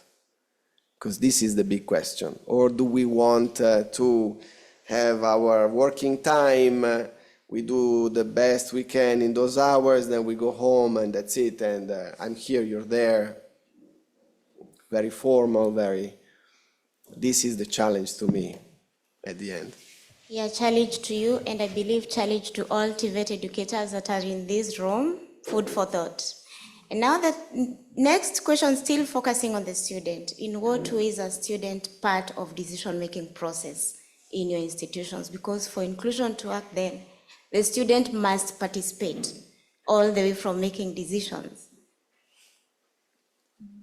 Yes, we talk a lot about inclusive excellence. So we had a really clear, so we do a lot of surveys. We have a student committees, we have a student club. So they make their own decision of, what, and they lead other example to the youngest brother and sister as well. We have teachers and supervisors to lead and support them, but however, the students do the work. They take their own responsibility. They have the schedule, and each class leader will need to be leading the groups. We have the surveys. We make every 6 months trainee satisfaction surveys based on all the services that KOTO provides to students, and based on that, the teachers and the team have to make a very clear the action plan, how we can support the student. That is all of their concern raised and all of their difficulties, that how we can able to support. We also have in terms of all the disciplinary policy, we also have involved of the student making the decision as well. So not only the manager and the teacher representative in the committees, but the student could also one of the member join, so they can share of their classmate challenges and how they can join with the decision making. So that's all how we can have a system in our program. Thank you. Moving on to the next question about students still. Both of your programs, both Cometa and KOTO, focus on working with disadvantaged youths who enroll often after having experienced barriers which have prevented them from progressing in their education pathways. And such challenges most of the time can be difficult and take a mental toll. Like yesterday, we went around Cometa and we got the stories from the students themselves and how they ended up being here. And so the question is, since you're dealing with this category of students, how do your programs address the mental well-being and vulnerability of these students? Who do you want to start? I can start with you, Giovanni, because... So allora, it's a difficult question in the sense that to explain, you should see it. But the huge work is the work of the tutor and the teachers. Before they go, talking about the MiniMaster, but in general the school, before they go into the market, into the labor market, or into the world, is a building, the difficult building of a relationship. This is the key thing for us. Because then, if you break the barrier, the formal barrier in which you are the rule and you must follow the rule, that is me, instead of this, if you are able to build a relationship in which the student, as they told us, or I invite you, stop our students around during lunch or in whatever student you meet today around, and ask, what's the particularity of Cometa? They always say, the first thing I always hear is, I am somebody here. They know who I am. I feel welcome. When you are there, then all the difficulties, all the wounds, all the problems you can work on them. And not all the times we are able, in the time we have, to solve. Because there are kids that actually is not enough the time we spend with them, so they continue coming maybe the year after and so on. We lost some kids, as I think happened to everybody here. We lost because many reasons. But the only way to do it is to start from that point, a real relationship, and not a formal relationship. Then, of course, there is a lot of work on learning, because it's the first and more powerful prevention of disadvantage. Learning, cognitive work, practical work, in the sense that if they find a passion for a work, then they push themselves in investing energies that usually they do not invest, or they invest in something else, not really legal or good for them and for the community, in something good. So second, work. Work has a power that every year it's more and more clear to us. Because, and third, so the relationship with the tutor and the teachers, learning and working. The fourth thing is community, because the other thing I see sometimes, and this is probably the most beautiful thing that makes me cry, is when the kids correct themselves, each other. Yesterday there was a bad situation while you were very tranquil here. I was upstairs dealing with a couple of these situations, and between two kids.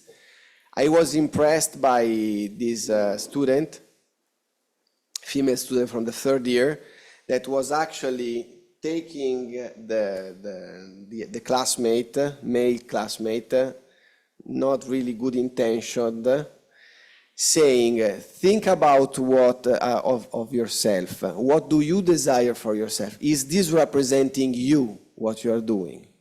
But like facing him as an adult. I was stepping back to see and hear, and it was impressive to me. And this lady, this young lady, 1 year ago was jumping school, one day yes, one day no, one day yes, one day no. She was coming, not coming. So what happened in between? I don't know if I answered the question. Yeah, maybe TVET can add more to that question. Okay, so at KOTO, we working with the kids from 18 years old to 22 years old for their 2-year course, and from 18 to 28 years old for the 6-month courses. We deal with a lot of vulnerable youth, and as a member of the recruitment committee, I have to commit that I cry a lot when scanning the background of the students. But then we keep all of the profile confidential to the staff when they work with them to provide the fairness. And we do provide the child protections and safeguarding session trainings to all the staff, to the providers, stakeholders, volunteers, and to them. On the orientations month or week, the first time they come to KOTO, they learn how they deserve and how they can react with the others within the safeguarding policy. And the policies gradually change to the other trainees when they come in. And we also do it every 6 months and once a year. This provides a safe environment for the student to work.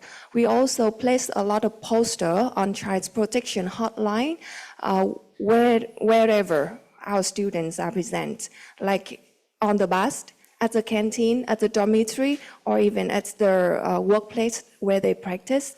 And with all the partners we are working, we do send them that kind of policy and make sure that they understand and they signed.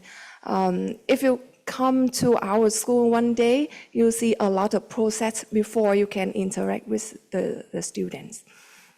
In terms of their mental health support, so you will see that KOTO provides like the family culture, so where they can share a lot, they explore a lot, and with the staff, they consider the staff as the brother and sisters instead of teachers or trainers. So during the surveys that we talk, that Ms. Hạnh has just mentioned, we have the counseling every 6 months after the report to see how the students can do better in the next stage. So at that time, everything that they feel challenging, they can share and they can ask for support. We do provide some follow-up and action plan onward. I think the best practice for dealing with all the challenges, you see the student when they're first, like you see on our videos on the graduations, that it look wonderful, right? Student with a really confidence, but you can't make this how their first day at KOTO, really shy, being difficult. I don't want to talk to everyone. I don't want to talk to everyone for 6 months. 1 month, I want to talk to everyone. So it's a lot of, kind of like be a patient and passionate. Like I see all the TVETs and everyone here in the room for the last 3 days at how people work in the TVETs. This is the best practice that we can do, and creating a really friendly environment and healthy environment for our students. Give them the space where they can connect, opening there, they can come to talk to you anytime when they have any problem. They can find their friends and their classmates. So every time, for like last week, when I'm this week, yesterday, we welcome 25 new members in our groups. The teacher all behind the screen. The all welcome is from the oldest sister and a brother. They come, give them the message, welcome to KOTO, and this is something we can do together. So that's how we create and just to build up their confidence and feeling, building a trust for them is the most challenges, I believe. Yeah. If I can add a little things from industry side, because Cometa and KOTO, they make their job, they make the preparation of these kids, but the industry have to teach them also the practical work. From industry, you cannot pretend to be so attentive to each particular details, but it's very important that industry knows how to deal with them. There should be tutors, because it's a question of relationship. Relationship is number one. Tutor can be there and they have an attitude also. It's not that everybody, as I told before, not everybody knows how to do it, how to deal it. But tutors, if an industry wants to take part of this project, needs to know that tutor should be in and should be involved. We had, in these years, we had almost 60 students from Cometa, which mean assumed that work for us. We still have some, like 12 probably, something 10, between 10 and 12, that they are still there and they grow up. One is the responsible is a bartender in Villa Flore, which is responsible of the bar. Another one is the responsible of bartender in Vista, is in another hotel. So they grow up, they took very nice and very good careers actually. But the industry has to know how to deal, that has to be involved completely. So this is the first thing. The second one is, Giovanni told sometime, okay, the other key word is coordination. We, industry and Cometa, should speak. They have to keep together. And because Cometa is following the kid, but we also try to follow him. And sometimes it doesn't happen. Sometimes we lose. Actually, we had also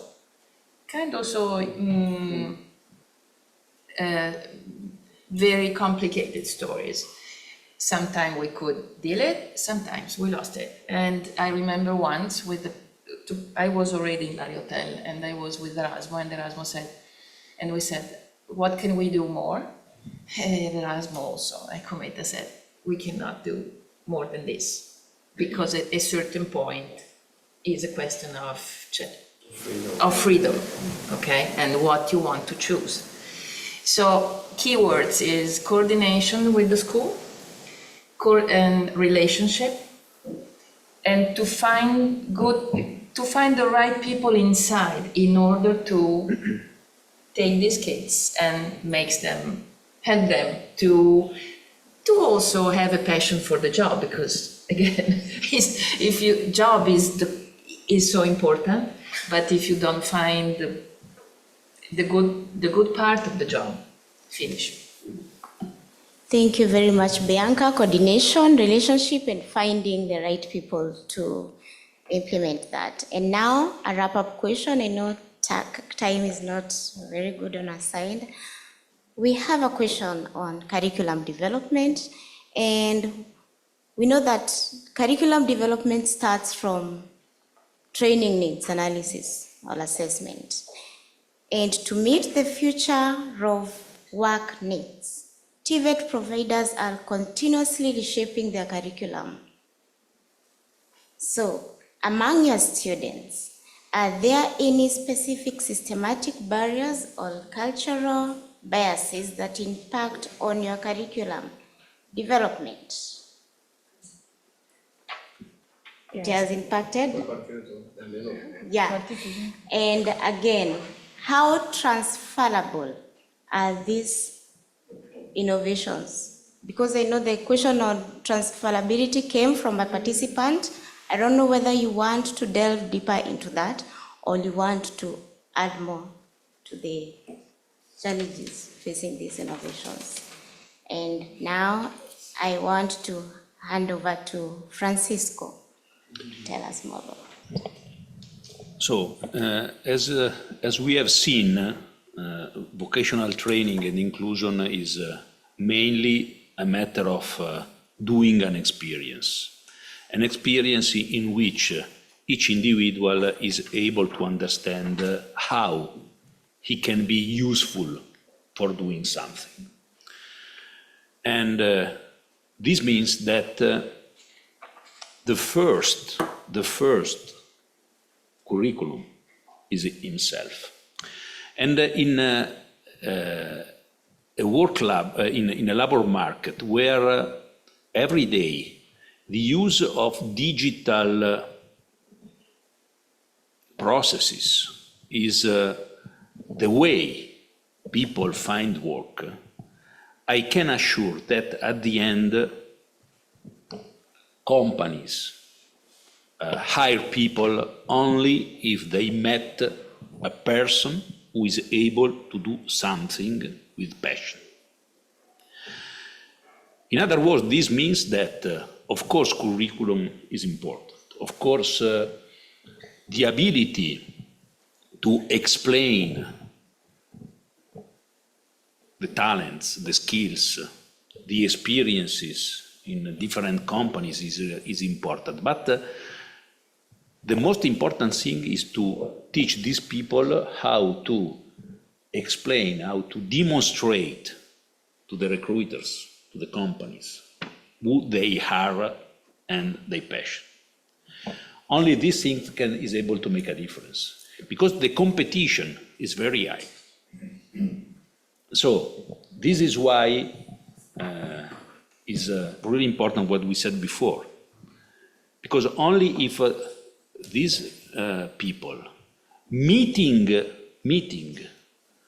teachers that are able to transfer an experience, that are able to transfer the passion of doing a specific job, they are able to we say, follow the programs we are proposing, and at the end, to be able to demonstrate the results of this program in a concrete way. Now, there is a big challenge in this labor market because, as you know, also at European level, I know better the European rules. The use of certifications in training are becoming more and more important. And this certification must be provided by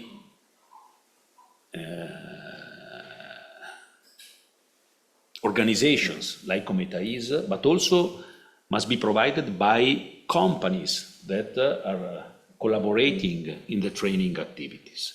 And so this is a big opportunity, because thanks to this kind of certification, it's possible to help these people in explaining and in certifying what they are able to do.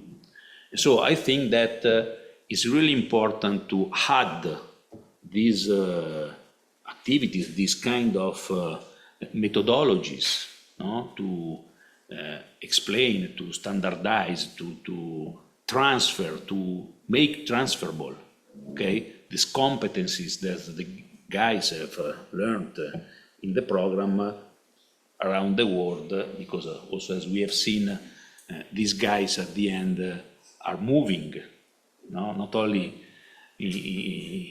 among different companies, but also among different countries. And so now this is really a part of the journey that we need to organize for these individuals. Thank you very much, Mr. Francisco. And indeed, we are learning. That's why we call it a learning lab. We are learning from the best practices. And it is touching.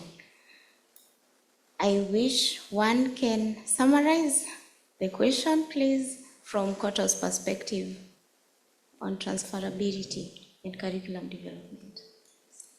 Yeah, so in terms of curriculum development, there will be a gap if we don't put the inclusive excellence from the labor market to the training center. So within KOTO, we have the reflections after the course, and we update a lot of new things to the curriculum.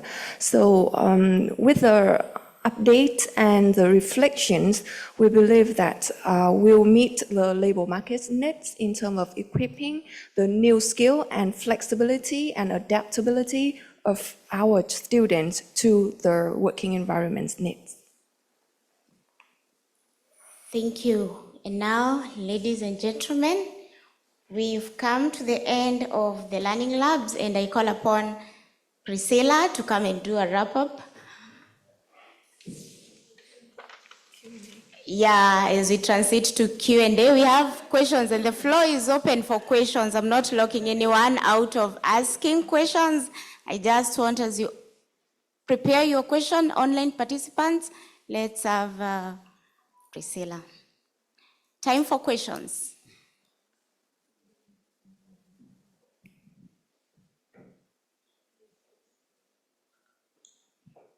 Thank you. Yeah, I just wanted to ask a question. Normally, what I've noticed when we are developing curriculum, it's like we get experts from industry and the lecturers. Rarely do we involve students or learners. It's like we feel we know what they need. From what we've been discussing, is there a way we can involve the learners in curriculum development, or is that asking for too much? Or are there examples how this could be done or has been done?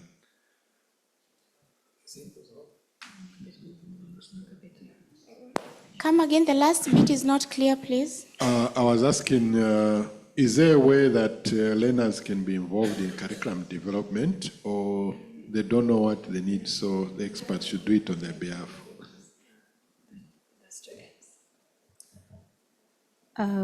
We talk about the the student making the decision and how the learner can provide the feedbacks in terms of support. And TVET already mentioned that every class graduate, we do a big surveys in terms of training and development. So then, based on all the trainees' feedbacks and their need, their contribution to the idea, we make a lot of adjustment for our next group, so to be more flexibilities and adaptabilities. That's something that when we talking about the training curriculum, also during when they start with our program, for the first month, we call the orientation. So there are a lot of site visit and getting to know each other, team buildings, and afterwards they make their own decision of, okay, I want to be a chef, or I want to be the service person, waiter and waitress.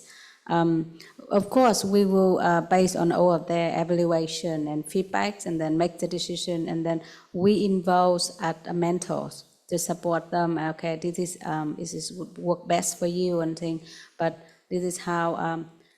I don't know is answer the question that the learner involved in making the decision or not. Yeah, thank you. Sure. Yes. So. Oh, perfect. So then they can answer. Okay.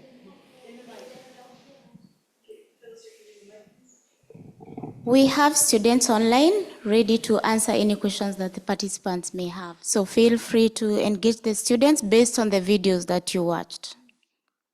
Any question on that? But it is an input on the discussion involving student participation. Okay, I wanted to give a scenario of what I did in the institution where I work. We were in the process of reviewing our strategic plan, and given the fact that strategic plan is what gives the direction on how things are to be implemented in an institution, we gave the trainees chance to give their input. The team working on the strategic plan developed questions addressing all the strategic issues, which includes curriculum implementation, and the trainees were answering those questions and giving what they feel is right for them and what they may not want. So from that, we have analyzed and we come up with strategies on how this can be done within the year of implementation. So I think if institutions can adopt that, including the government bodies coming up with policies, they can come up with how the trainees can be involved and what they can be done for. Thank you. Any other question to the student or to the panelists? Yes, please, Alexandra. So we have an online question for our panelists, but also mostly for the students, which can also be addressed to the students. It's a question from Iris Bishloga from Kambako Hospitality College in Namibia. And her question is, how do you make students experience hospitality and tourism? As I'm sure a lot of disadvantaged students of your schools never stayed at hotels, and it's same in the institution. So do the companies offer familiarization stays, or how do your students experience what they shall provide later to the guests?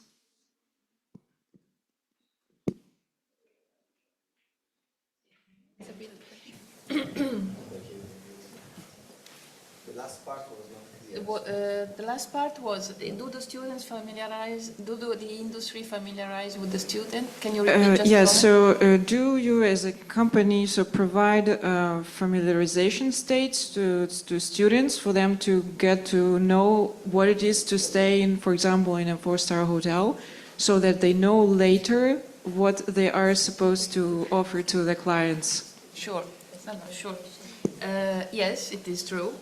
Students, the first time from the beginning when they come in the hotel, they normally do a tour with our tutor.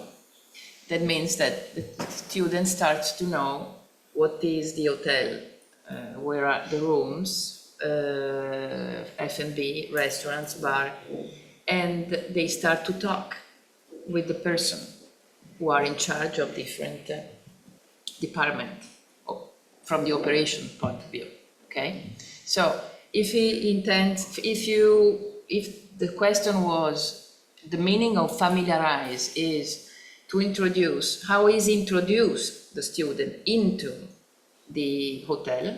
This is hotel, and normally what happens is also that sometimes MiniMaster, that from Cometa, they organize sometimes one day into the hotel. Okay, it's not that the student comes and suddenly they land in some place that they don't know anything. So, but we think it's important to introduce him also because operations are organized in different departments, and because we haven't talked yet, but there is not just the F&B, there is also housekeeping, and it's important this. And the second part of the question was? I think this covers well. Thanks so much. Okay. Yeah. Yeah, we have Mr. DK. Please feel free to answer the question. The student, Aribibia. Hello, everybody. Thank you for having me here. Can you hear me? Can you hear me? Yes. Sorry. Okay, very nice. Yeah, I had a chance to be a part of the student in the MiniMaster of the year in 2009. Mostly so that the course has some moment in which we are at school, but before taking place in a working field, we also go with the tutors to see the different hotels. Yeah, that is it. So as the, sorry, I have to read the name, as the Signora Casera state. It's not that from one day to another we are going inside the field, but we get trained and we learn the knowledge to take care of our customers once we are in the field. Yeah, that's it. Then I also wrote a question down that I can send in the chat. Thank you so much. Do we have one more student online who would want? Locke? You have to turn your camera on, Locke.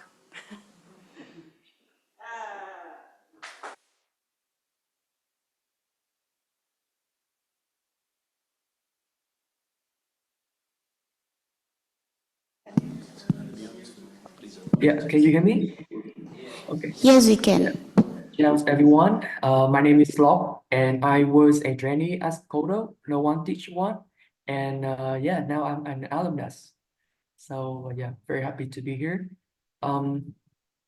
My question is, what measures are in place to help students improve their language proficiency, particularly in English, and to enhance their chances of success in international job placements? And I want to ask Miss Bayanska from the La Rio Hotel. Yeah, and that's it.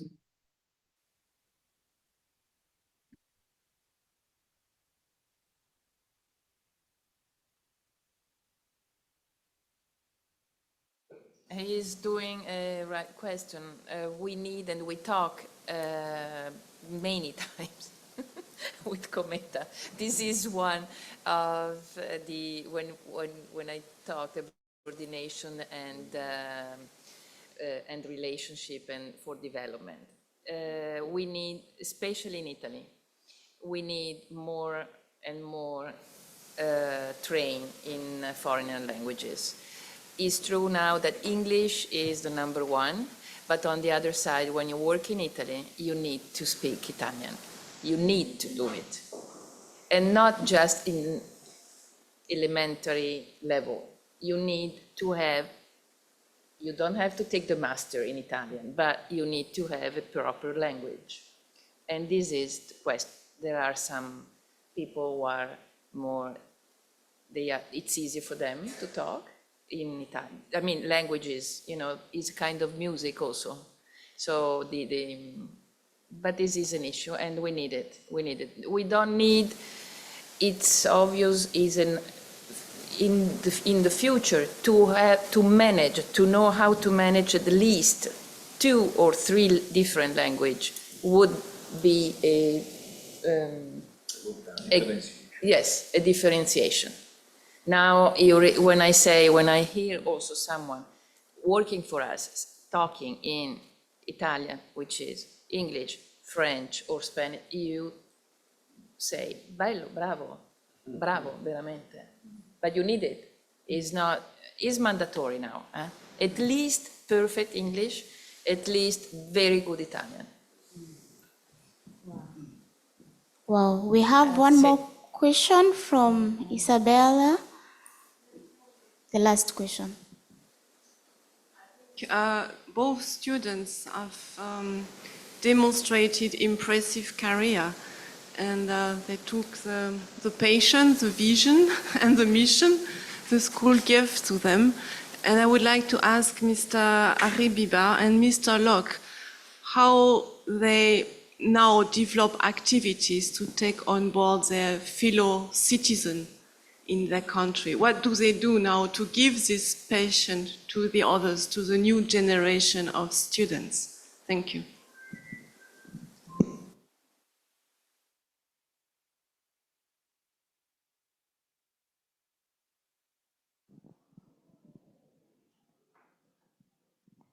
Excuse me, can you clarify a little bit? Your answer is, I can't hear it well here. Thank you. Transmit your passion to your fellow students now? How do you give them the passion, the envy to do the same as you do? Maybe better, maybe other things. Yeah. So yeah, maybe I would like to share first. I think it's like a tradition in KOTO. Whenever we get new training, new students, our older brother and sister will come out and share our experience with them. At first, they was very afraid and very scared to the new environment. So we shared with them about our experience. At the first time, we just was like them, and to make them feel more comfortable. And then they also have a lot of questions.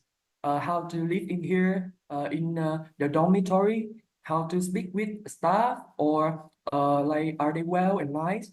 So I share with them about my dream experience, and we need to follow some rules, which is good for us, I think, because we are from different backgrounds, and someone is very, abusive and violent. That's why we have rules and obligation to follow up. And some girls seem pretty shy and in Vietnam's environment and stuff. So we need to talk more openly. Yeah, I hope that's answer your question. Indeed, it answers. I can see Isabella nodding a yes. Yeah, have to be very, very patient. Yeah. Thank you so much, our online learners. And now participants, feel free to continue putting your questions on the chat. And I call sorry, upon... I wanted to give, Sorry. I wanted Yes, to please. reply as well to the answer. Can I? Thank you. Yes, go ahead. So on my side, I slow down a bit in working as Giovanni Figini, because now I'm a father of 3. And yeah, I decided to start studying because I would like to really focus on helping people that had my backgrounds, Italian citizens with African heritage, as I already said in the past. Mostly, how I already said, how many of you said, the way I used to teach The fellow younger generation is having patience and yes, saying my story and being, yes, patient on their behavior. That's it. Sorry. Don't want to take more time. Thank you, Madam Priscilla.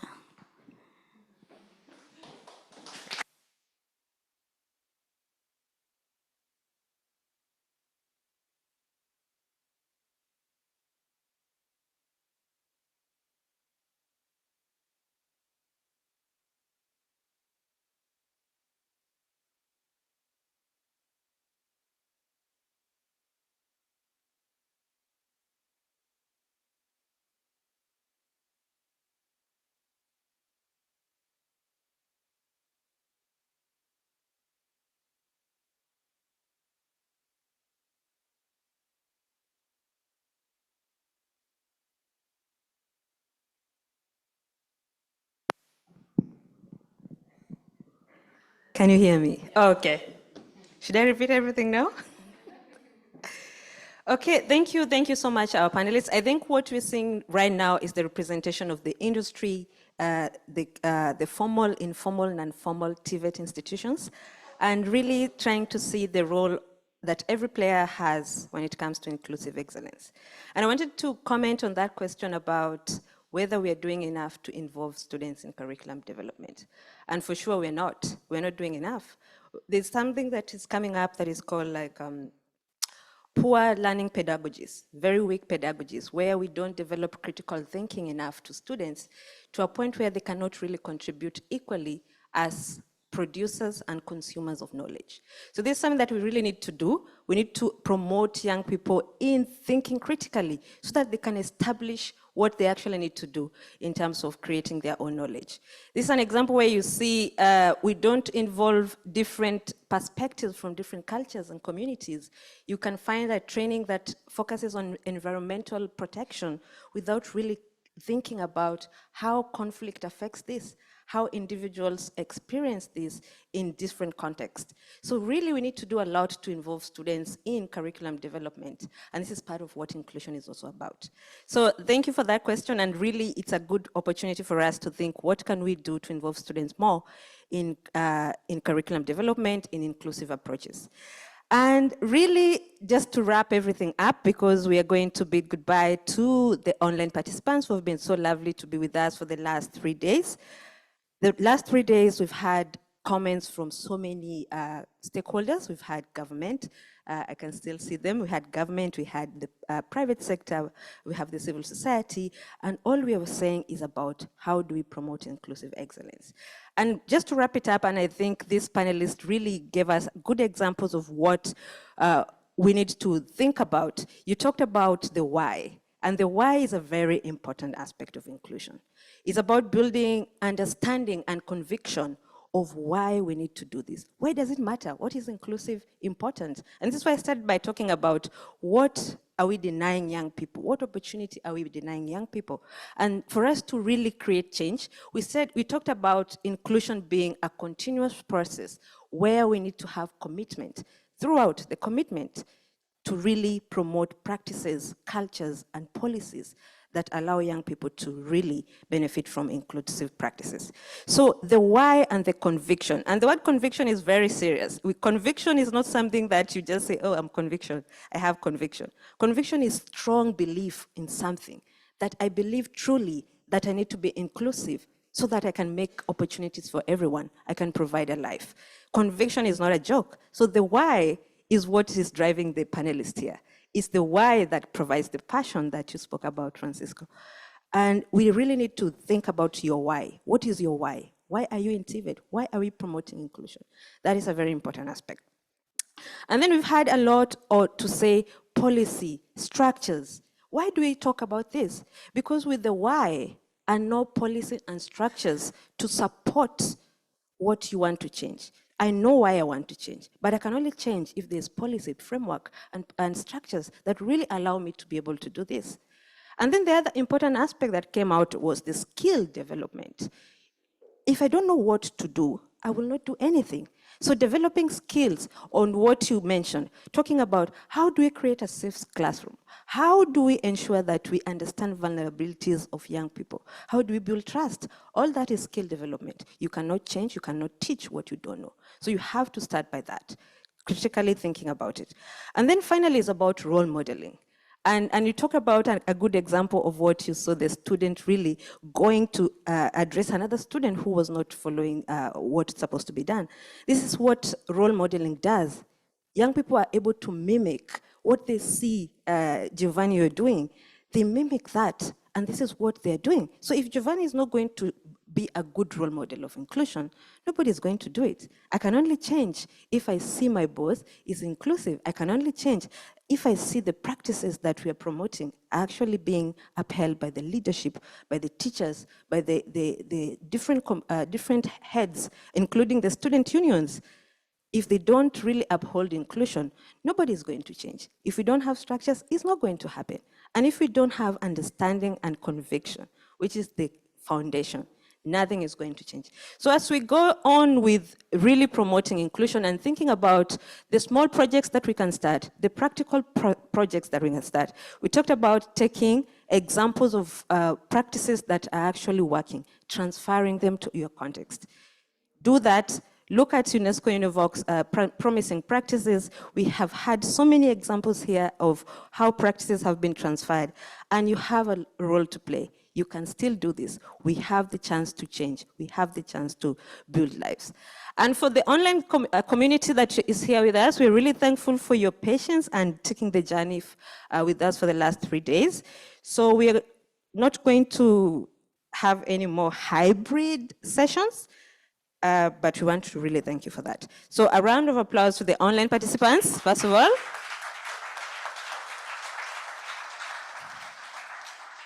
Thank you so much for your dedication to inclusive excellence. And before you go, please see the feedback session.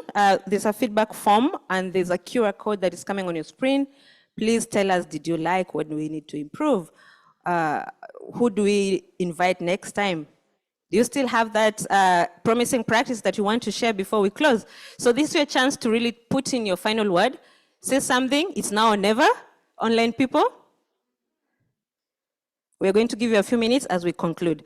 So without further ado, I think we can say it was a good session, ready for tea or coffee, okay? We're going to keep the online to continue to give us your feedback. Thank you so much, and really continue to be inclusive. Bye-bye.